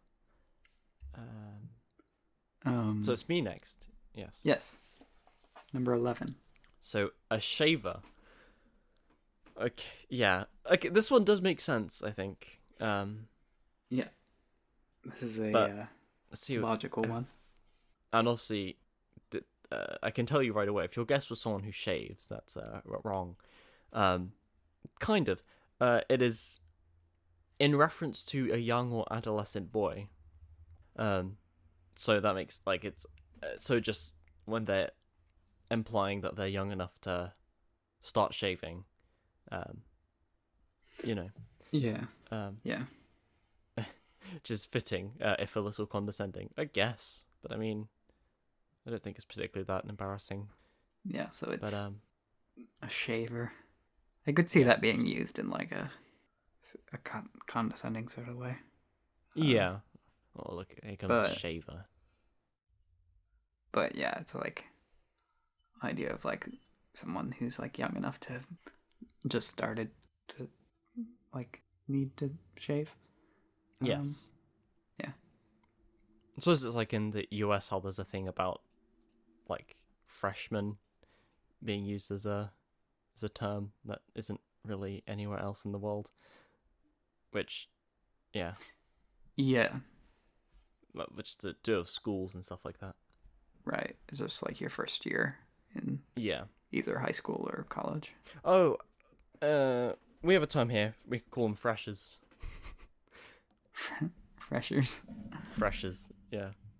If they're new to a game, if they're new to, I think that might be year 7. I can't remember if that's beginning of secondary school or beginning of sixth form. But I know because I haven't heard it in my circle, but I know it's been. I've there's been reference made to it outside of. I've heard from other schools and talking with other people, so I know they're called freshers. But yes, shaver. That's a interesting one. So, that's Jollification. That is a nice word. I like that. Is... That's going in the Wabble's words of nice, the Wabble's book of nice words. Wabble's wonderful words.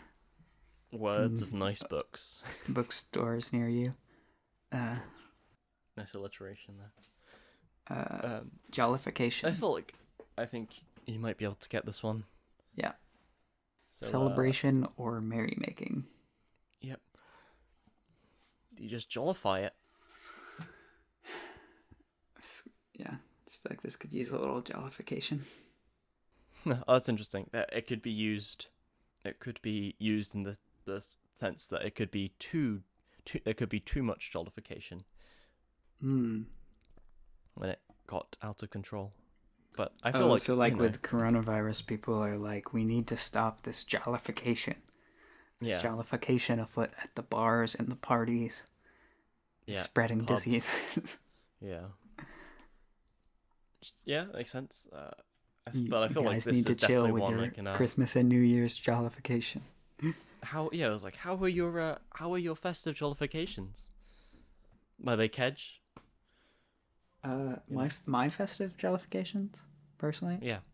I think they were pretty kedge. Pretty alrightly kedge. Yeah. I mean, yeah, mine were pretty kedge, even though considering my uncle's a bit chuffy, but when he's a bit, when he's fishy, but get a bit. Look at me. I could go to colonial America and I'd thrive. A bit chuffy, a bit gut foundered. When he's fishy. Yeah, he gets a bit. Your macaroni uncle. Yeah, I think he's really like twistical with how they dish out the food. Needs to drink a bit more Adam's ale. Yeah, and he really makes a cat paw out of my poor nephew. He's very savvy with jollification, though. Yes, but yeah, he makes a cat's paw of my younger nephew. He piles food on his plate, and then when he can't eat anymore, he'll say, "Oh, I'll eat it." Really. Is this a real uncle, or is this a? No, I don't have any younger nephews and/or uncles that do that. I start like venting. Just to be clear, God. For any potential uncles listening, fictitious. I don't have a. What was the name I used? Chaffee. What? Wait. What uncle did I use? What name? I think you just said your uncle was Chaffee. Okay. No, I don't have a. Well, I mean, over the festive season, they do get a bit fishy, but I wouldn't. But I wouldn't say. I wouldn't say chuffy. But I think it's your go. Not like how Jennifer was so twistical. The custody. Ooh, 13. Simon Pure. Now this one is. I feel like that makes sense, but I don't know what it's from. But this is meaning the real deal, authentic. So like I got this case of these Simon Pure diamonds. That rolls off the tongue. Yeah, kind of. I feel like it's pretty good. Simon Pure. Who the heck is Simon? Simon Pure was a Quaker. Again, it's based off it's a reference to a play, which is quite interesting. Or it's interesting as, or I was gonna say as well, actually, in Shakespeare, how the characters make the more educated characters, obviously, they make a lot of reference to mythology, which is quite interesting. So in this play, he has to prove he's the real Simon Pure. So would the modern equivalent of this be Slim Shady? Well, this is the real equivalent is the real Slim Shady. Oh, the real Simon Pure. Please stand up. Please stand up. Well. Okay. I see those as equally unlikely to catch on as an alternative for the word authentic. Yeah. Well, look, I'm being Slim Shady with you right now. It's a Slim Shady diamond. Yes. Oh, that is a lovely word. Oh, Scar. I'm sorry, I just happened to get this one. But, you know, you can... 14. I'll let you borrow it sometime. Circumbendibus. Oh my god, that's amazing. I'm using that instead of whatever it means. That you're gonna guess now. Which it means roundabout. Which makes it circumbendibus, like bendibus is one of my favorite thing when I was like 5. Look, if I wasn't so like after I've collected every single double-decker bus toy in the world, I'm going on bendy buses. What's a bendy bus? So when you have a bus that has to carry a lot of people, what they do is they put like this like rubbery, like it's like almost like an accordion like type thing. So when it goes around a corner, it bends around. Oh. I'll find a photo of for you. I saw them because I used to live near an airport. That's interesting. So you could almost make it like a train if you just have enough of those. Yes, trains use the same thing. The airport I used to live near used to have a lot of them. And yeah, they're common in London because they normally have a lot of small roads. Oh my gosh. Oh, I found the perfect combination. It's a double-decker bendy bus. It's my dream bus. Alright, well, before I start looking at some kedge buses... I think quite a few of our transitions between topics are circumbendibus. Yeah. Yeah. Yes, oh, right, yeah. You know, it's roundabout. And also, you should use this in the same like the actual type of road of roundabout. It's like, oh, it's on the third exit of the circumbendibus. Oh, these pictures are interesting. It's quite the buses. Yeah, I need to find that bus, that double-decker. Yes. But yes, and I often find that my language is often circumbendibus. It's very much in the same vein as superfluous. You know, overly unnecessary and with a very obtuse lexical field. You wobble about. Wibble wobble, yeah, in a very circumbendibus way. But yeah, that was a good article, you know? Those be We're some gonna words. overlook the one little mistake there, but you know, pretty good. The 15th word is you gotta come up with yourself. Yep. Give us in the podcast feedback. Let us know the word you came up with and what. Oh, there's a Jackbox game like this? That one where you make up a word and you have to. Yeah, I think so. Yeah. This has to be a colonial era slang term. You have to make up a colonial era slang term, which may involve time travel. Could be difficult. Yes. Oh god. All right. So I guess moving on. I guess this could have been in follow-up. All right. But I mentioned that in the most recent iOS update that they added a thing where you can have widgets on your home screen of your phone. Oh yeah, yes, I remember this. Yeah. So I messed around with that a bit, and I came up with what I named the Chaos home screen, which is let me look at my phone here. So there's one widget, which is it's like Siri suggestions. But right. Really, what it is it just it takes up 2 rows of the apps on your home screen, which at least on my phone I have like 8 rows, 6 rows. I can't count. I have 6 rows. So basically it's like a third of your screen that this widget takes up.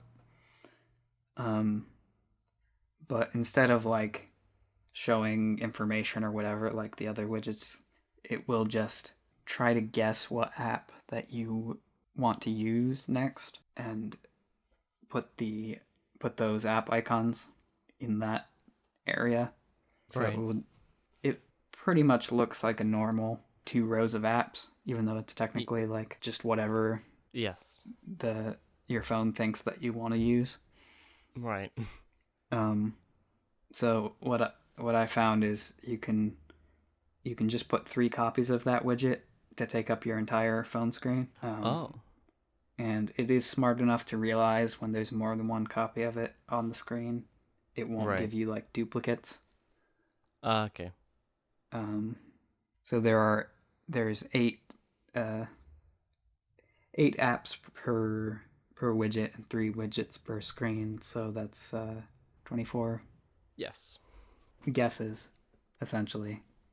Yes. You just have to use it enough so that it learns.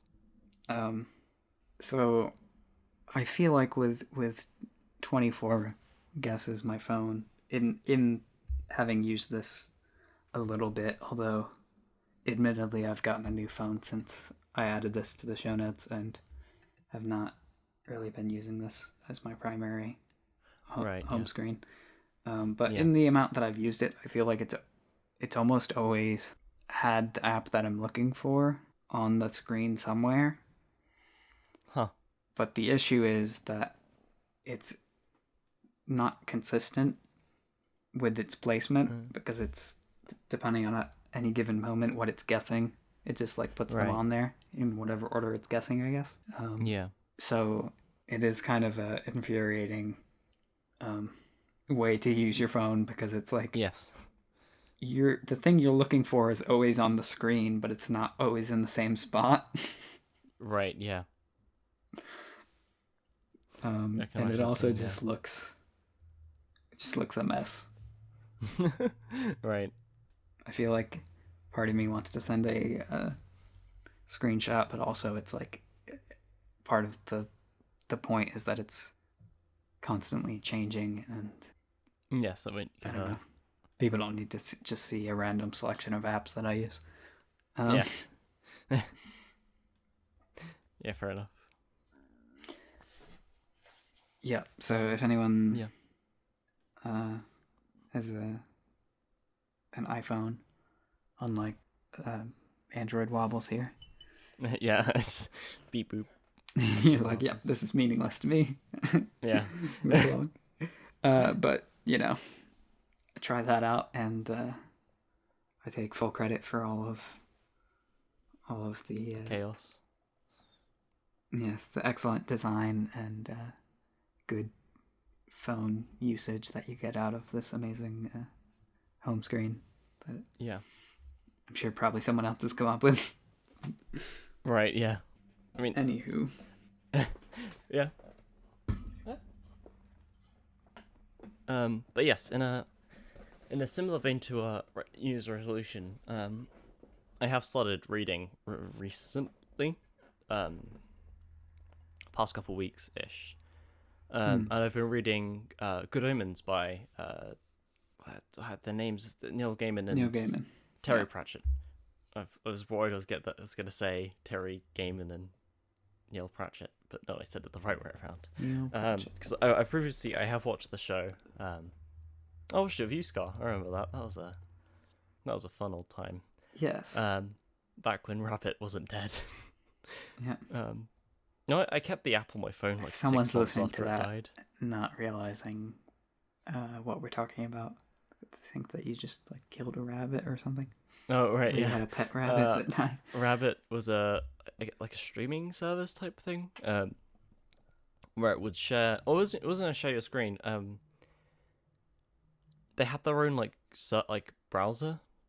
I didn't mean that we had to explain it. I just thought that was funny. Oh right, okay. But yes, it was a way in which you could watch things together with people. But it got died of death. But yes. Yeah. But yeah. So we watched Good Omens. Yeah. How's the book? It's all right. I don't know how far am I. I haven't got too far in. I'm still in the early stages of the book, but it's pretty. I think it's very funny. Yeah. Similar kind of like vibe as when we read Hitchhiker's Guide.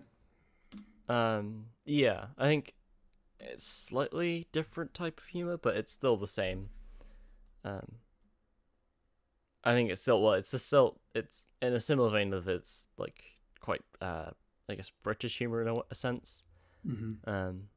Quite bleak at times, but I feel like it's still different because I don't know. I feel like it's very similar because they both what's his name, Douglas Adams and Terry Pratchett and Neil Gaiman all very clever writers. So yeah, I guess it's still there. I guess it's a similar vein to Hitchhiker's Guide to the Galaxy. Yeah, I mean, I'm just wondering. I haven't really read Neil Gaiman or Terry Pratchett. And I was gonna say, I would like to. Color and Magic is interesting to me. So yeah, and I was gonna read The Dark Side of the Moon Dark Side of the Sun, even by one of the two.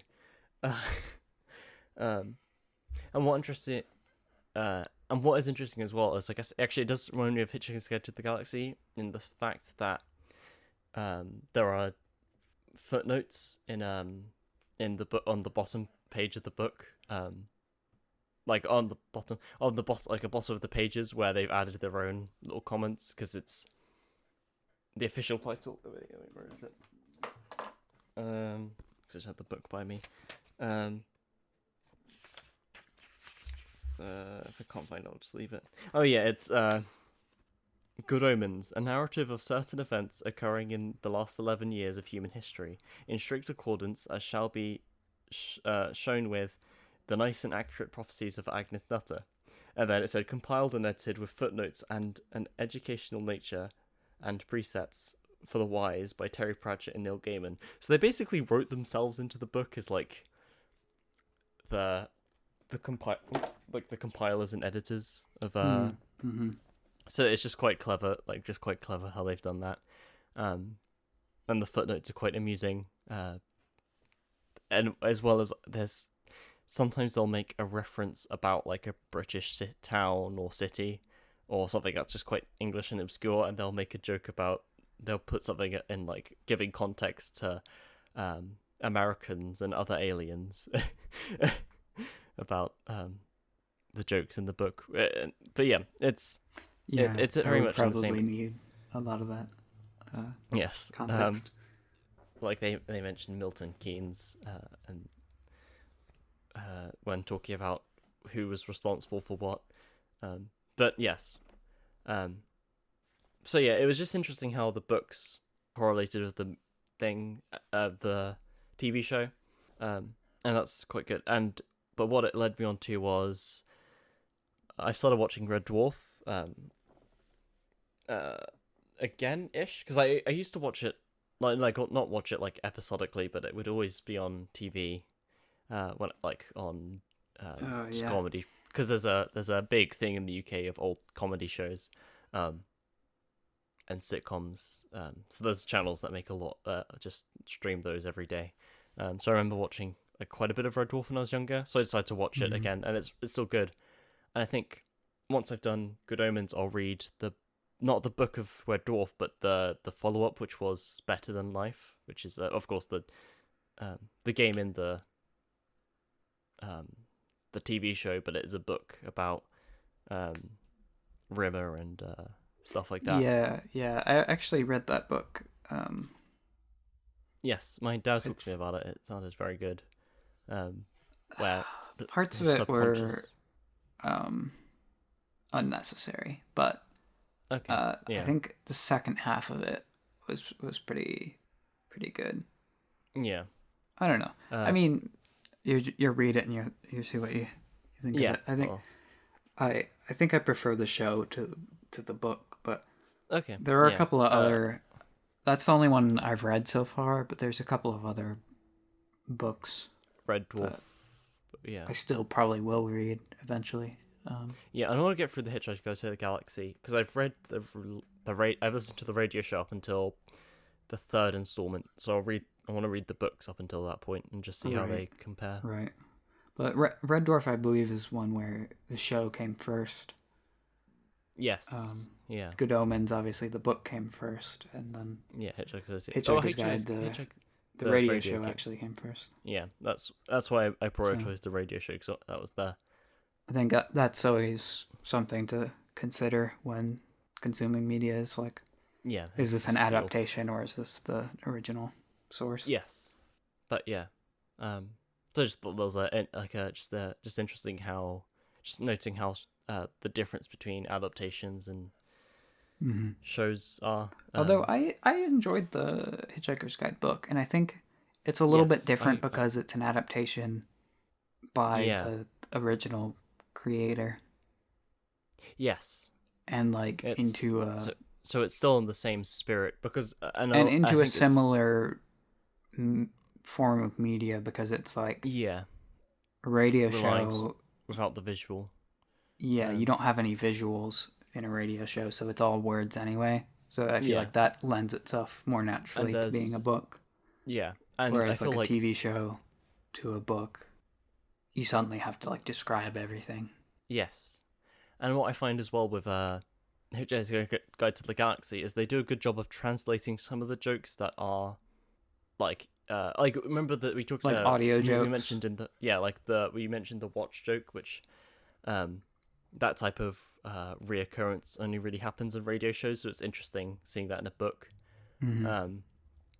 Or there's bits in the radio show where the narrator, the book talks about how in 53 seconds something will happen, or like in the next 10 seconds Ford will come along and say, "Hello, Arthur," which wouldn't really work in a book because that's but for the most part, that's why it's good it's written by the same person, because not only did Douglas Adams write jokes instead, but he also wrote them in, like, obviously in his style, in the style of the book, so it didn't seem jarring.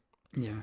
Like, if it was someone's adaptation and they had to come up with a joke, I don't think it would have worked as well, because I don't think that they wouldn't have written it in, they would have cut it out. Yeah, I think that's the problem with movie adaptations sometimes, where it's like the director or whoever is making the decisions is like the screenplay writer, whoever's adapting it. It's like sometimes they get a sense of like, oh, well, this doesn't really work in a feature-length movie in the same way it would in a book, so we need to change this. But it's like they don't necessarily make the right call about what to change it to, or like what parts to change or what parts to cut. So it's always like, I think you tend to get better results if you have the creator involved. But but yeah, I mean, I'm sure that varies. I'm sure there's examples where it's like, you know, the original creator has no sense of what makes a good movie and tries to... a good book. Yeah. But yeah, it's just... And it'll be interesting to see more as I read, because I feel like a couple of the books I plan on reading, original adaptations, like another one is I'm going to plan on reading is The Hobbit. And if it'll be just want to see how that, comparing that to the film adaptations, and very very different, but yeah, that's a good book. Yes, but and I might have a lot of time to read these books because as of Saturday the 19th, 20, whatever day last Saturday was, as of recording, the UK or South East England, where I live, just and for those who aren't particularly geographically knowledgeable, it's just the bit surrounding London. So yeah, basically just it's mainly London and the area surrounding London, but it's kind of spread out to, because that's where the population is the densest, really. So that's where lockdown. Yes. So I was just saying that's where the lockdown has been in place, but they've had to put in a new tier. So they had the 3-tier system, but it got to a point where they've had to implement a 4th tier, which has been interesting. But now that's gone through. Is a higher number a stricter lockdown or yes, a looser a higher lockdown? number. So yeah, so that's been interesting. Okay. It's tier 4 is, so they've had to invent it. They've had to create a new tier to create new rules, basically. So yeah, that's been in place, and people obviously are miffed because we had to go into lockdown mid-November to save Christmas, but now Londoners and South East Angles it's even have stricter to deal with all than that. it was before. Yeah. Meaning that people aren't allowed to go see family for Christmas or visit friends or go to public events and stuff, which was originally the plan and was going to be a big boost to the economy, which would have been quite nice before Brexit, but but yes. Well, yeah. North Carolina actually has a curfew right now, which is weird. Oh, interesting. Yeah, it's like from 10 p.m. to 5 a.m. you're supposed to stay at home, basically. Unless you're... But the thing is, they have so many exceptions and things where it's like... Right. I don't know that anyone follows it or enforces it. Like, I haven't heard of any stories of people being pulled over because they were out past curfew or whatever. So I don't know how much of an effect it's having, other than I guess the businesses are closing at 10, right. Except for like grocery stores and things. Yeah. So I guess that's an effect, but it feels strange because I don't know, you don't expect the government to tell you to stay indoors in the U.S. Yes, it's not normal. Yeah, but yeah, it's been weird having to deal with a stricter lockdown in a stricter UK, lockdown. Yeah, and another thing as well is that I think schools are going to be delayed in going back, apart from my year, because we're the exam year, the important year basically. So it should work, and hopefully we'll keep distance within our class. I doubt that because I know some very stupid people, but that is nonetheless. It's better than having everyone go to school and mix germs in a slimy cesspool of yuck. But it'll be weird being the only class in school, I think. But yeah, it's whatever. So yeah, I just wanted to. Yeah, I thought that was. You could spread out more. Now there's less. Now there's less people, like in general. Yeah, I wonder what like the best way to do that would be. Like. Yeah, I'm interested. Because you could take what would have been a classroom, like a single classroom, and just have half the kids in another classroom, but then the teacher would have to either like. Yeah, I was gonna say that would spread our resources thin. The teacher would just have to be like running back and forth. Yeah, unless they put like the more sensible like students that don't need as much help in one room. Oh, you can go off and do your own work. It would be a whole thing, but it just feels like might as well use the space. I don't know. Yes, I don't know. Or I guess because there's less, we could move into a bigger classroom. Than we would because then we would normally be in. Or I remember a couple classrooms I've had where had a divider between them, where it was like kind of a fake wall. Oh, interesting. I mean, one So of the you probably don't have those, but if you did, that would be convenient. Of like, just lower the divider. I mean, the secondary building, Combine two the walls classrooms. are very. It's basically like those temporary houses, kind of.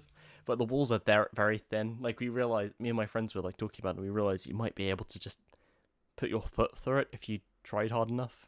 Mm-hmm. But You it wouldn't wasn't even have to try designed that to hard. be collapsible, so it's not. Yeah, of course. Um, Just because you can theoretically punch through it doesn't mean you necessarily should. yeah, that would be more convenient if it was like a retractable wall, and then you can actually combine two classrooms to be one. Yeah, but there's like TVs and like a lot of whiteboards that they'd have to deal with. So yeah. Mm-hmm. But yeah. Yeah. So on to the game section. So, last episode, for a long while now, I've been talking about getting a new PC because my old PC was a garbage piece of crap. But I've now got a new one. It's a very nice. I built it myself, which was fun. Nice. Built it with my dad, but it was fun building that. I guess side note before we get too far into the game talk. All right. I did just recently replace the battery in an iPad, and that was pretty painful. Yes, I can imagine. I know someone who they tried to replace. Oh, they're replacing the camera in the phone, and they accidentally broke the cable that connects the touchscreen sense thing to the rest of the phone. Yes, that's what I did. Yeah, they're saying how like it's a really, really, really slim piece of metal. Well, because the thing is, it's easy to break. It's all smooth on the outside. Oh yeah. So to get into it's not like a, your typical computer where you flip it over and there's some screws and you can unscrew. Yeah, or even old-timey phones where you can pop off the back with right. It's not like where you can just pop the battery off on the back and put a new one in. So you have to get into it, phones, and there's no external screws, so you can't like unscrew it to remove a panel to get into it. You have to like pry the front of the screen off of the tablet. Body. Yeah. So it's an ordeal to even get into the thing. Yeah, I can imagine. And it's very easy when you're trying to stick something in the inside in order to like help try and pry it open to end up slicing the cable that makes the touchscreen function. So I guess that's what happened. I didn't feel like I had done that on that side, but yeah, so I replaced the battery, and when I put it back together, it was like, oh nice, the new battery works perfectly, and the touchscreen only like half functions now.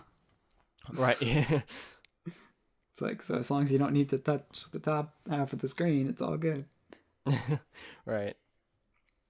So I need to order a separate part for that and then replace it. And then it became an issue of like, it's all working, but it doesn't want to stay closed because I had to open and close the front of the screen so many times that it's like popping open.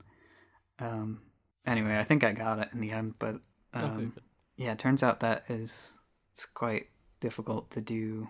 Right. Yeah. Well, and not have all sorts of problems. What's the word? And had not experienced that. To do a catch job. Have you ever like opened up a tablet or a phone or something like that?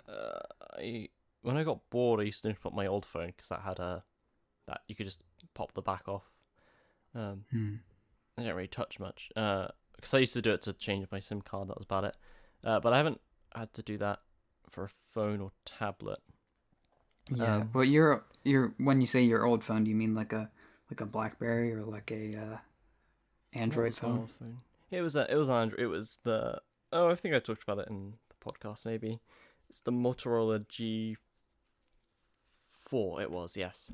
It had a plastic back, which is very different from my Huawei. Yeah. Mate 20 Lite, which see that's one thing glass. I think. Actually, the sleekness of phones is that they're harder to use. Yeah, Windows computers and Android phones, I think, allow you access to their insides much more easily. Yes. Apple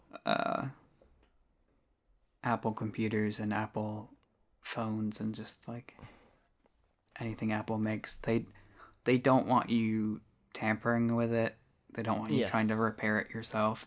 What they really want is for you to bring it to them so that they can do it. Or just charge say, you money. Oh, you have to get a new one. Oh no, there's nothing we can do.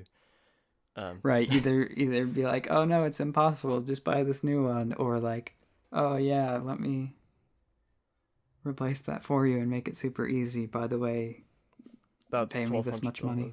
Yeah. Yeah. But yeah, they like looking real sleek, and thin and smooth. But a lot of times the results are like, oh, you can only replace this keyboard if you like flip your computer upside down, open it up with a special tool, and then dismantle the computer from the back to access the keyboard, and then reconstruct it. Yeah. Like, luckily I didn't have to do that. Be that difficult. But it's surprisingly easy to build PCs.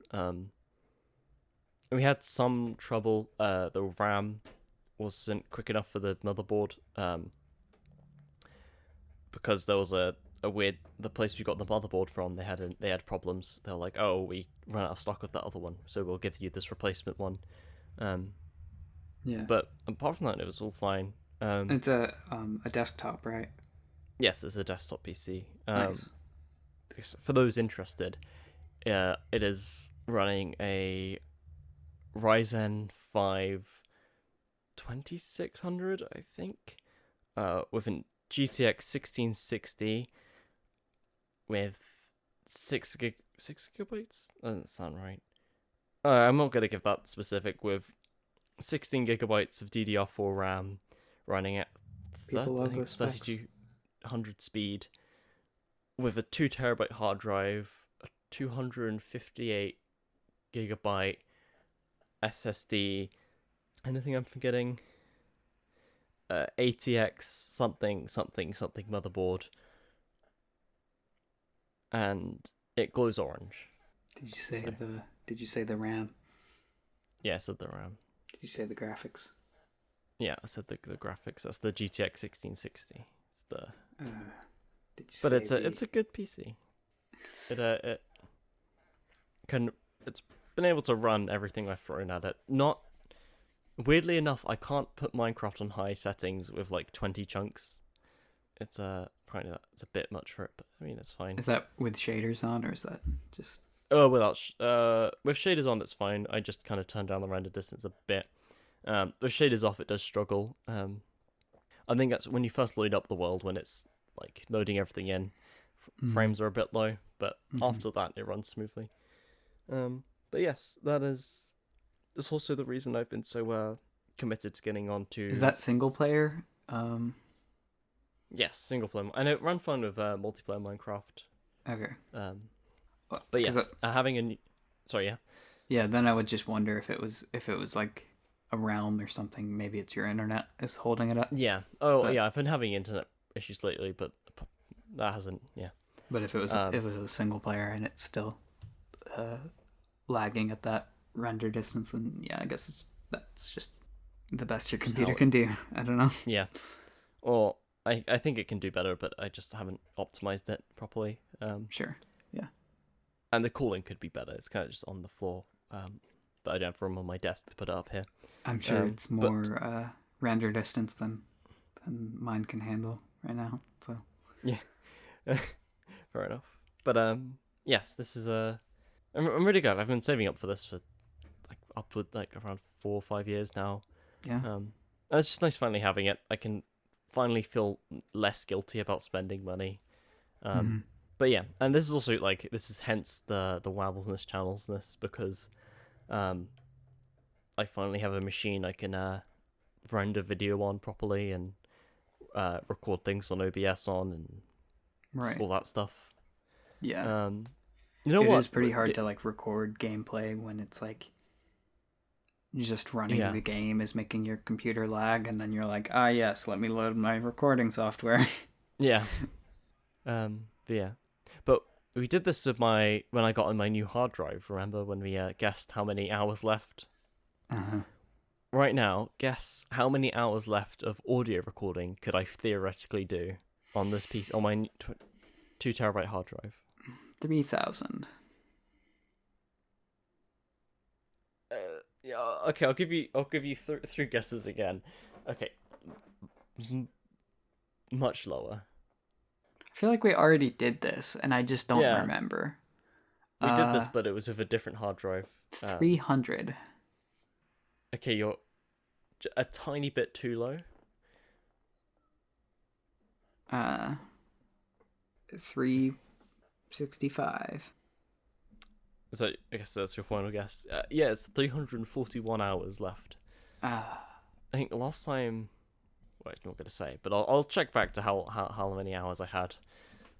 But yes, that is 2 terabytes is a lot of stuff. So it'll probably do me because I'm planning on using this for the next like 5-6 years even. So we've been recording a long time, but if you lose your recording because you ran out of space, I'll know that you done hecked up. Because that shouldn't be the reason. Should never be the reason that my recording fails. We've not been recording that long. Yeah, I know. But yes. But yeah. And the game I recently got on my new PC was Superliminal, which is just a very good puzzle game that I've enjoyed greatly. Not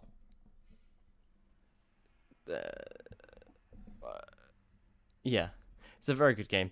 But it's just been interesting because I've started speedrunning it because I was just interested to see what that's like. But that's been a game that's been very omnipresent in my mind. Superliminal. I think you mentioned this last time. Yes, I talked to you about it. Or I've talked to you about it outside of the podcast. Oh, maybe that's... Yeah. It's always hard to tell what's on the podcast and what was just us talking. Yeah. Yeah, I think... Yeah, we just talked about it because I haven't... Maybe I did. I don't remember. You know what? I'm going to do a classic MBP tradition. The main way I found out about this game was through Nerdcubed. He played it a couple of years back. And ever then, it's just been on my mind, and I saw it was on sale, so I got it. But I've started speedrunning it, and I'm doing quite well. My current PB is 28 minutes and 5 seconds flat, which I'm pretty proud of. What's the world record? The world record is 23 minutes and some change. You said you're 28 minutes? Yeah. You shave 5 minutes off. You just shave 5 minutes off. Stop doing everything this circumbendibus way. Stop being so circumbendibus in the way you play. Yeah. Well, I'm still figuring out how to get rid of those circumbendy moments. Mm-hmm. But yes. But yeah, that's pretty catchy. I hope you can at least improve on your time a little. Yeah, I think I definitely can. Like, I was looking back at the stream and I was like, oh, there's definitely places I can improve. But you probably shouldn't be messing around with that. So interestingly, in those episodes I listened back to,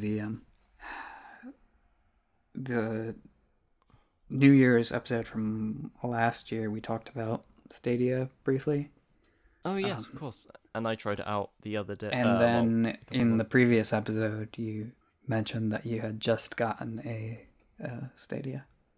Yes. Well, so it was right now the trials ran out. So I don't think I can. Don't know how it works. I think I can still use the game. I don't remember. But I haven't used it for a while. Just because my new PC, I've been able to just play the games I wanted to play anyway. Right, makes sense. Regardless of hardware requirements. But yeah, it's been but it was all right. I think overall it was a good experience.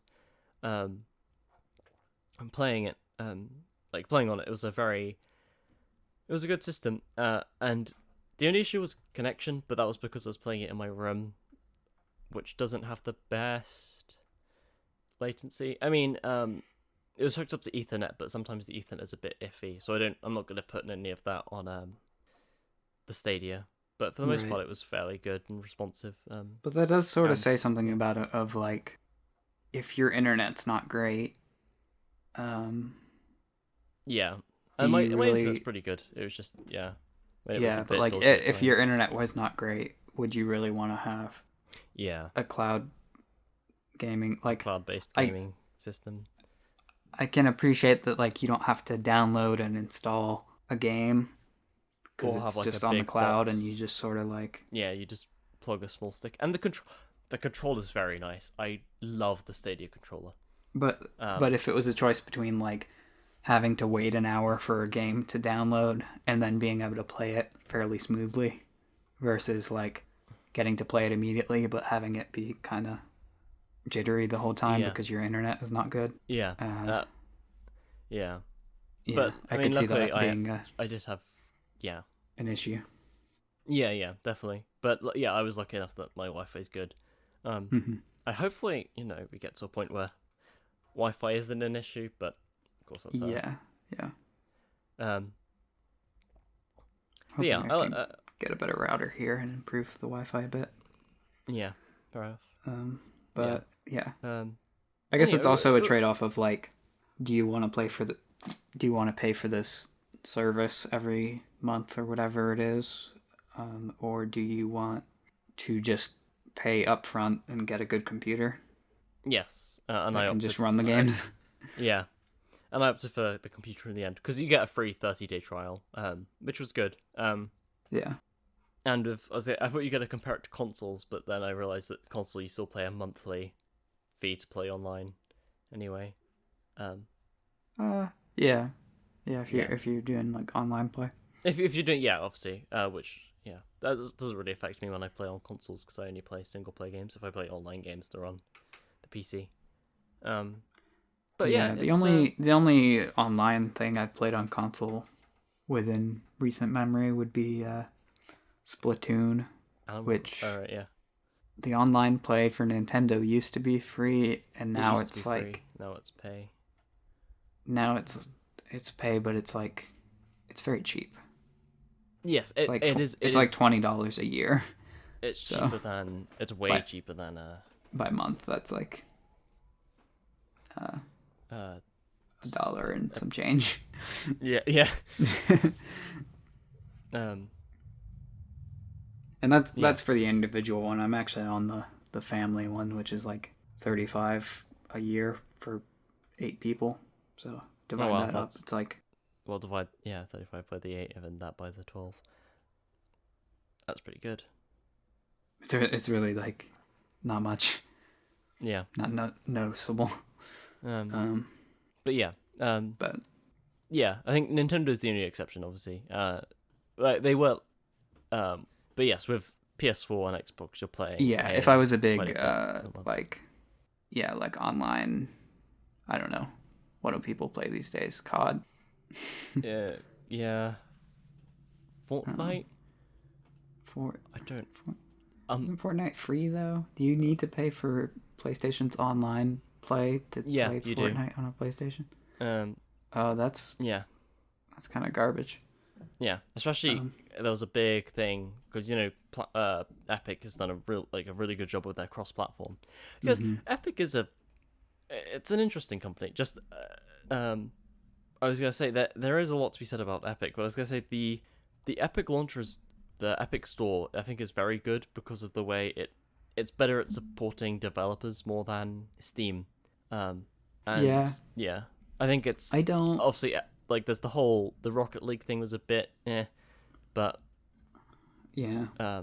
There's certain things I don't like about Epic, but I appreciate them that they exist because I think if nothing else, it will make Steam stop being so lazy.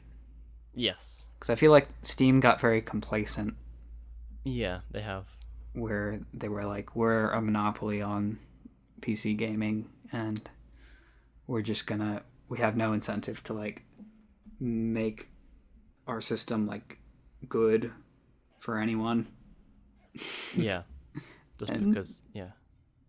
Yeah, so I'm glad that there's a little competition there. And as well as like the way that Epic is getting exclusives as well, because they're like they pay developers and they support the games as well, which is very good. Right. Which, like Valve, you could pay developers. You could do some of these things. Yeah. Like you could what happened to Rocket League wouldn't happen again. But that's but there was a whole thing where PlayStation overrid the Epic crossplay. That was a whole thing. So if you tried to do your Epic account onto another device, the PlayStation thing would be like, hang on, and it would, I think, get rid of it. It would say you're not allowed to do that. It's pretty cheap. Look, I like consoles, but yes, I mean, like, I'm finding it very easy to leaning into being more of a PC gamer. Yeah, like as consoles continue to do things like this. Yeah, like obviously I've played, like I like console, like I've grown up on console gaming really. Like I played a lot of the Lego games on consoles, racing games, stuff like that. It's only more recently that I've gone to not I guess more recently. I guess like half my lifetime ago, I started getting into PC gaming just because of Minecraft, I think. But yeah, for the most part, I've always had a strong basis on consoles, and yeah, because it's like inherently console gaming isn't that bad. I think I don't know how to put it because it sounds. I guess because I think PC gaming just comes from a place of just enthusiasm in the technical aspect of gaming. Like, because I guess the fundamental principle of console gaming, I'm not saying for like you, but I feel like for the general consumer, it's just that it's easy. You get a box, you plug it in, it does the game. Yeah. Whereas like it took a couple days to set up my PC because we kept having issues with the RAM. And I just enjoy working on like computer stuff. Right. So it wasn't an issue for me. I guess it's just getting to the point though where it's like. But the companies keep doing really shitty things on console. Pretty soon, the only like games that people are gonna want to play on consoles are the exclusives. Yes, basically. And then that's the only if reason there is a Switch. PC version of a game, that's the one that's the version that people are gonna want to get because it's like only use PS4 for the Uncharted collection. And sometimes I'll play Rayman Legends when I have friends around because it's just a fun group game. They'll keep I play a lot of games on my PS3. Occasionally, like Ratchet and Clank is one I typically go back to a lot. And yeah, or on the Switch, of course. There's a lot of games on the Switch, obviously, that aren't on PC. Yeah. So I think that is one of Nintendo's strengths is like just they have so many first party stuff that is you're never going to be able to play it on anything besides the actual console. Yeah, especially with like Wii games that obviously you can't play. Like you can't play. It'd be difficult to play Wii Sports on a PC. I know it's been done, and I've seen people hook up the Sense things to their PC, but I feel like that's just a lot of effort, and it's a lot easier just to plug in my Wii and play Rabbids Go Home for the 6th time. I need to play that again. I need to get a nunchuck. It's kind of a different experience. Like, yeah, and even if you are getting like, you're still buying like Wii controllers or whatever to use on your PC somehow. Like, I don't know. It's I think they're a bit more secure in that way, but a lot of PlayStation and Xbox stuff, it's like you really like resisting cross-platform stuff and like charging people to use their own internet service and stuff. It kind of is just going to make things worse for them. Like it's just going to push more people towards PC. I don't know. Yeah, definitely. All right. What else are we? Oh yeah, okay. So, I guess my 2 games here that I've mentioned. So I've talked about playing Magic Arena before on this podcast. You have indeed.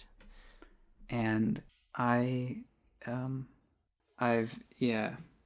so there's still not a full screen option that works for my screen size for the Mac version, which is pretty annoying. But so I have to play windowed. But lately I haven't been playing that much. But they have somehow hooked me with this daily deals thing that they do on Magic, where in the store, where it's like, oh, you can buy like avatars and card sleeves and card packs and things. There's like the pay currency and like the free currency basically. Right. Like there are with so many games.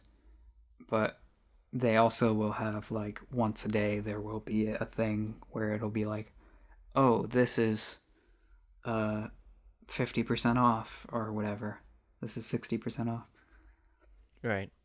And sometimes it will be like, oh, you can buy this amount of pay currency for this amount of free currency, but you can only do it once, and it's like the deal for the day. Right, yeah. They also have a thing where you can buy the free currency for less of the free currency. It's like some days you go on there and it's like you can buy 550 gold for 50 gold. Huh. Which is just like free money. Coin. Yeah. But it's obviously like a ploy to get people to click on the little store tab. And look at all the shoppy things. And look at it and spend more money on like the it's like a Steam sale. Microtransactions or whatever. Steam sales, they probably make a lot of money. Yeah. Yeah. But yeah, they've somehow hooked me to where a lot of times, like I'll acknowledge it, a lot of times I will open the game and just check what the deal is and be like, oh, I can buy a pack for cheaper than it would normally cost. It's like, sure, I'll do that. Right. And I never spend real money on it, so it's like not that bad, but I've definitely found myself opening the game more than I would have otherwise, just to check, and then I'll close it afterwards a lot of times. Right. So I don't even know that I've played it that much since we last spoke, but it feels like I should mention it in the game section just for the number of times that I've just opened it, checked the deal, and then closed it again. Right. So the game that I've actually been playing though, as I've been able to observe from the Discord thing. Yes. Don't starve. Don't starve together, to be more specific. Yes. I mean, these games have been around a while. Yes, actually. they have. Like, I think I remember playing the beta ages ago. when did Don't Starve Together come out? Oh, actually, it's on I saw it on Steam because it's on the Don't Starve franchise is on sale. Don't Starve Together came out 2016, and Don't Starve came out. Oh wow, it's really cheap at the moment, actually. 2016. Yeah. And I don't know when the first, the single player version came out. But they're really cheap at the moment. Don't Starve. Oh yeah, I think the winter sale or whatever. Yes, the winter sale's on. I was gonna say I really want to play a Shrine as well of Oxygen Not Included. Looks like a very good game. 2013 for the original. Wow, that's a long time ago. 2016 for Don't Starve Together, which is the one I've actually been playing. But so yes, yeah, here in 2021, it's been out a while, but yes, yeah, it's just a really fun game to play with someone, you know. Yeah, I can imagine. Would recommend. Cool. I'll any mentors looking for a good co-op game. Yeah, and yeah, if it's very cheap at the moment, I might get it, or even just the original one. Yeah, how many players can together be? Oh, let's have a. Oh, if it's more than 2, that would be cool. Yeah, because I've only played 2-player on it. Yeah.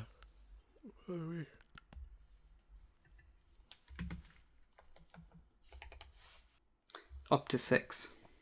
Oh wow.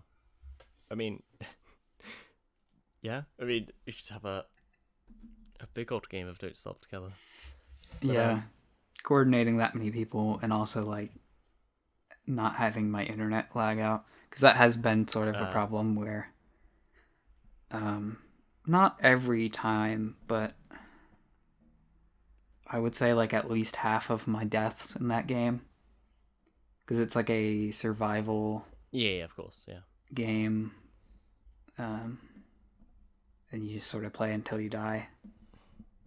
Yeah. And I would say probably half my deaths are because latency related. Yeah, my internet just has been slow lately. So yeah, hopefully I can get that fixed soon. But yeah, I can imagine that being annoying. But yeah, I mean, I'll look into it because there's obviously over Christmas I'll probably get a lot more money. Yeah. So I'll be able to spend it on games. Yeah, I've been meaning to look at Steam's sales because I know there's. Yeah, I was just looking now, and there's some the Master Chief collections on sale and stuff like that. And my brother was maybe suggesting that he was going to get me something on my Steam wish list for Christmas, so I better check that and see if there's any new things I need to put on there. Maybe Fall Guys though. Oh yeah, Fall Guys. I was playing it with Kate. Yeah, I was playing it the other day. It's good, especially with friends. We need to probably end this episode soon. Also, yes. I mean, we're talking about Christmas, but obviously it's New Year's. And, yeah, I mean, yeah, of course. Happy New Year. Happy New Year. 2021. Exactly. Oh, we have 2 little sections here. We've got. Yes. So yes, you have here in the meta talk section. Elaborate, I guess. Did I put that there? Yeah. Yeah, you did. That was there before I put anything. You should try and translate from Pascal. British season. Okay. So season 4. Because this is season 3 of Minty Boys, and so far this is our second episode. Yes. And so. Oh, I see. So we're doing a Luther here. Right. Okay. Yes, the show Luther season 4. We talked about this. Yeah. We talked about this. I complained that season 4 was 2 episodes, which is not. It's not a season. Yeah. Well, I guess we'll see what happens.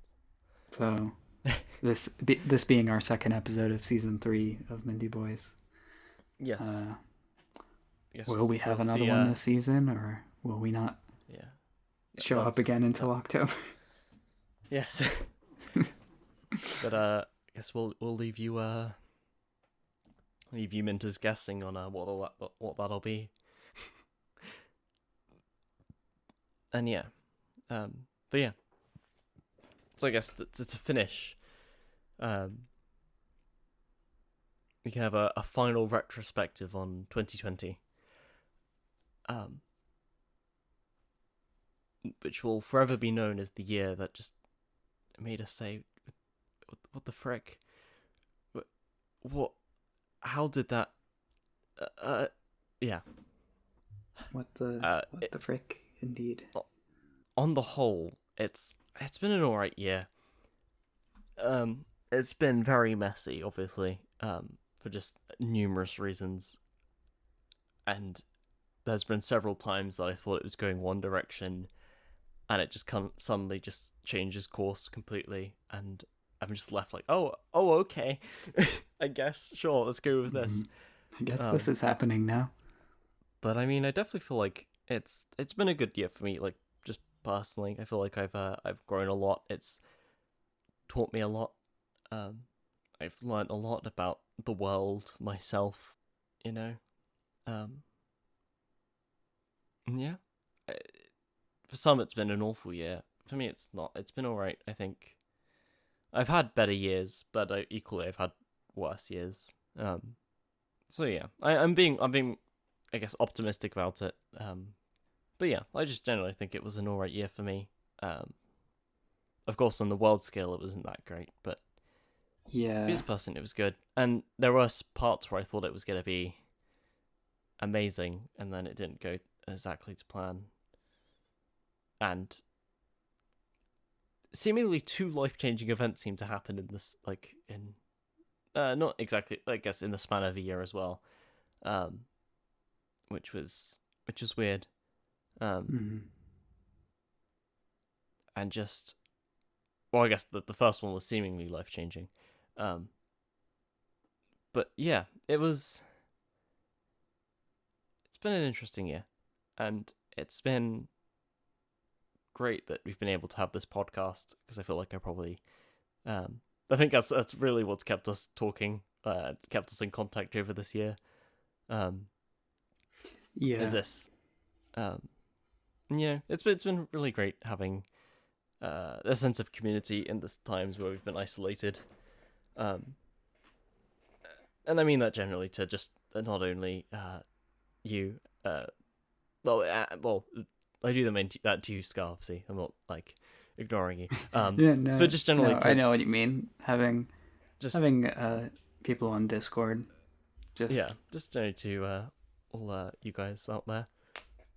It's been a wild year. I just so hope 2021 is just boring and uneventful. Yeah, I mean, ideally we could have some radical changes and like have everything, all the problems of 2020 be fixed magically. But they're gonna be long lasting. Realistically, like, yeah, the best we can hope for is just, I think, everyone could just use a break, just have a bit of a boring year. Yeah. Especially for me, I just want to, at this point, I'm just set on getting through school. But honestly, as we talked about at the front of the episode, like, a lot of the problems aren't just going to go away with the new year. And Yeah, that's like how it works. Even if this vaccine goes as, as good as it can, then, like, yes, it's still not going to be rolled out until well into 2021. So, and we need to be really diligent still, and we just have to be patient with it. But it's hope, which hopefully by this time next year, or and we'll be better off, and we'll be over this stuff. Yeah, or at least a lot of it. There's a glimmer of hope on the horizon, really. So I guess we'll see. I'm also realizing now, we talked about our resolutions from last year, but we did not set any new ones for we haven't for this year. I feel like we could go for I was thinking of thinking of doing like a general theme. A general theme. That might work better because we've already talked about like how we're gonna continue reading, and we're obviously not gonna lose loads of weight suddenly. And I think I don't know. What do you think your yearly theme is if you've come to? I think I don't know. I'll have to give a little bit more thought to if I was gonna do a Cortex-esque yearly theme. Right. What exactly would be the right word to use? But I think productivity is too vague, and it's too easy for me to like kind of procrastinate on, or like come up with a bunch of projects and then not finish them. I think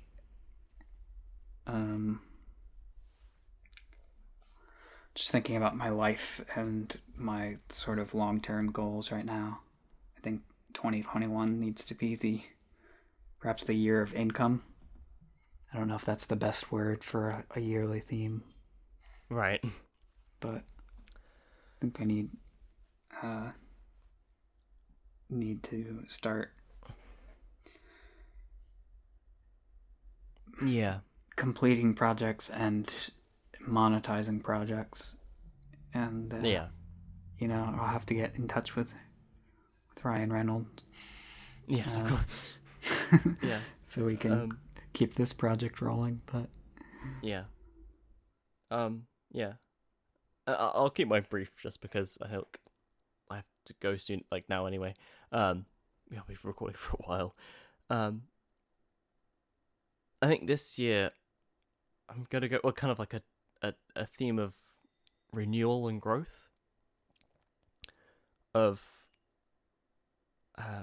such as my like renewal in the sense of going back and redeveloping some skills and like things I know I can do better, like such as schoolwork or maybe more personal affairs, and of course growth of just developing new skills and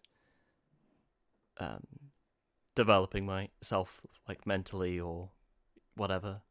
And I think over the next year I'm gonna reflect on what I've learned from this year and I guess just try to be better in every way in which I can, which I feel like I've never really properly, like, of course you just naturally, but I feel like this will be the first year in which I just focus on doing better through the smallest of things.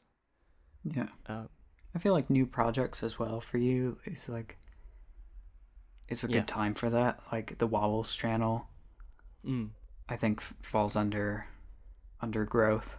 Yeah, definitely. And I'm gonna try to develop my maybe actually release some music as well So I've been working on, like, not working on, but I've got some ideas that I would like to develop and expand my musical ability and stuff. Hey, if you're interested in releasing a Minty Boys album, yeah, could happen. I'll have to listen back to all of the music I've used and try and see where I can. I'm not sure how many tracks we would even have or how long any of them would be, but I have to find a way to hook up my piano to my computer. Otherwise, I mean, I feel like I'm sure you can release better stuff unrelated. Yeah. Yeah. But yeah. Happy New Year, Scar. Happy New Year's, Wobbles. Happy New Year's, Winters.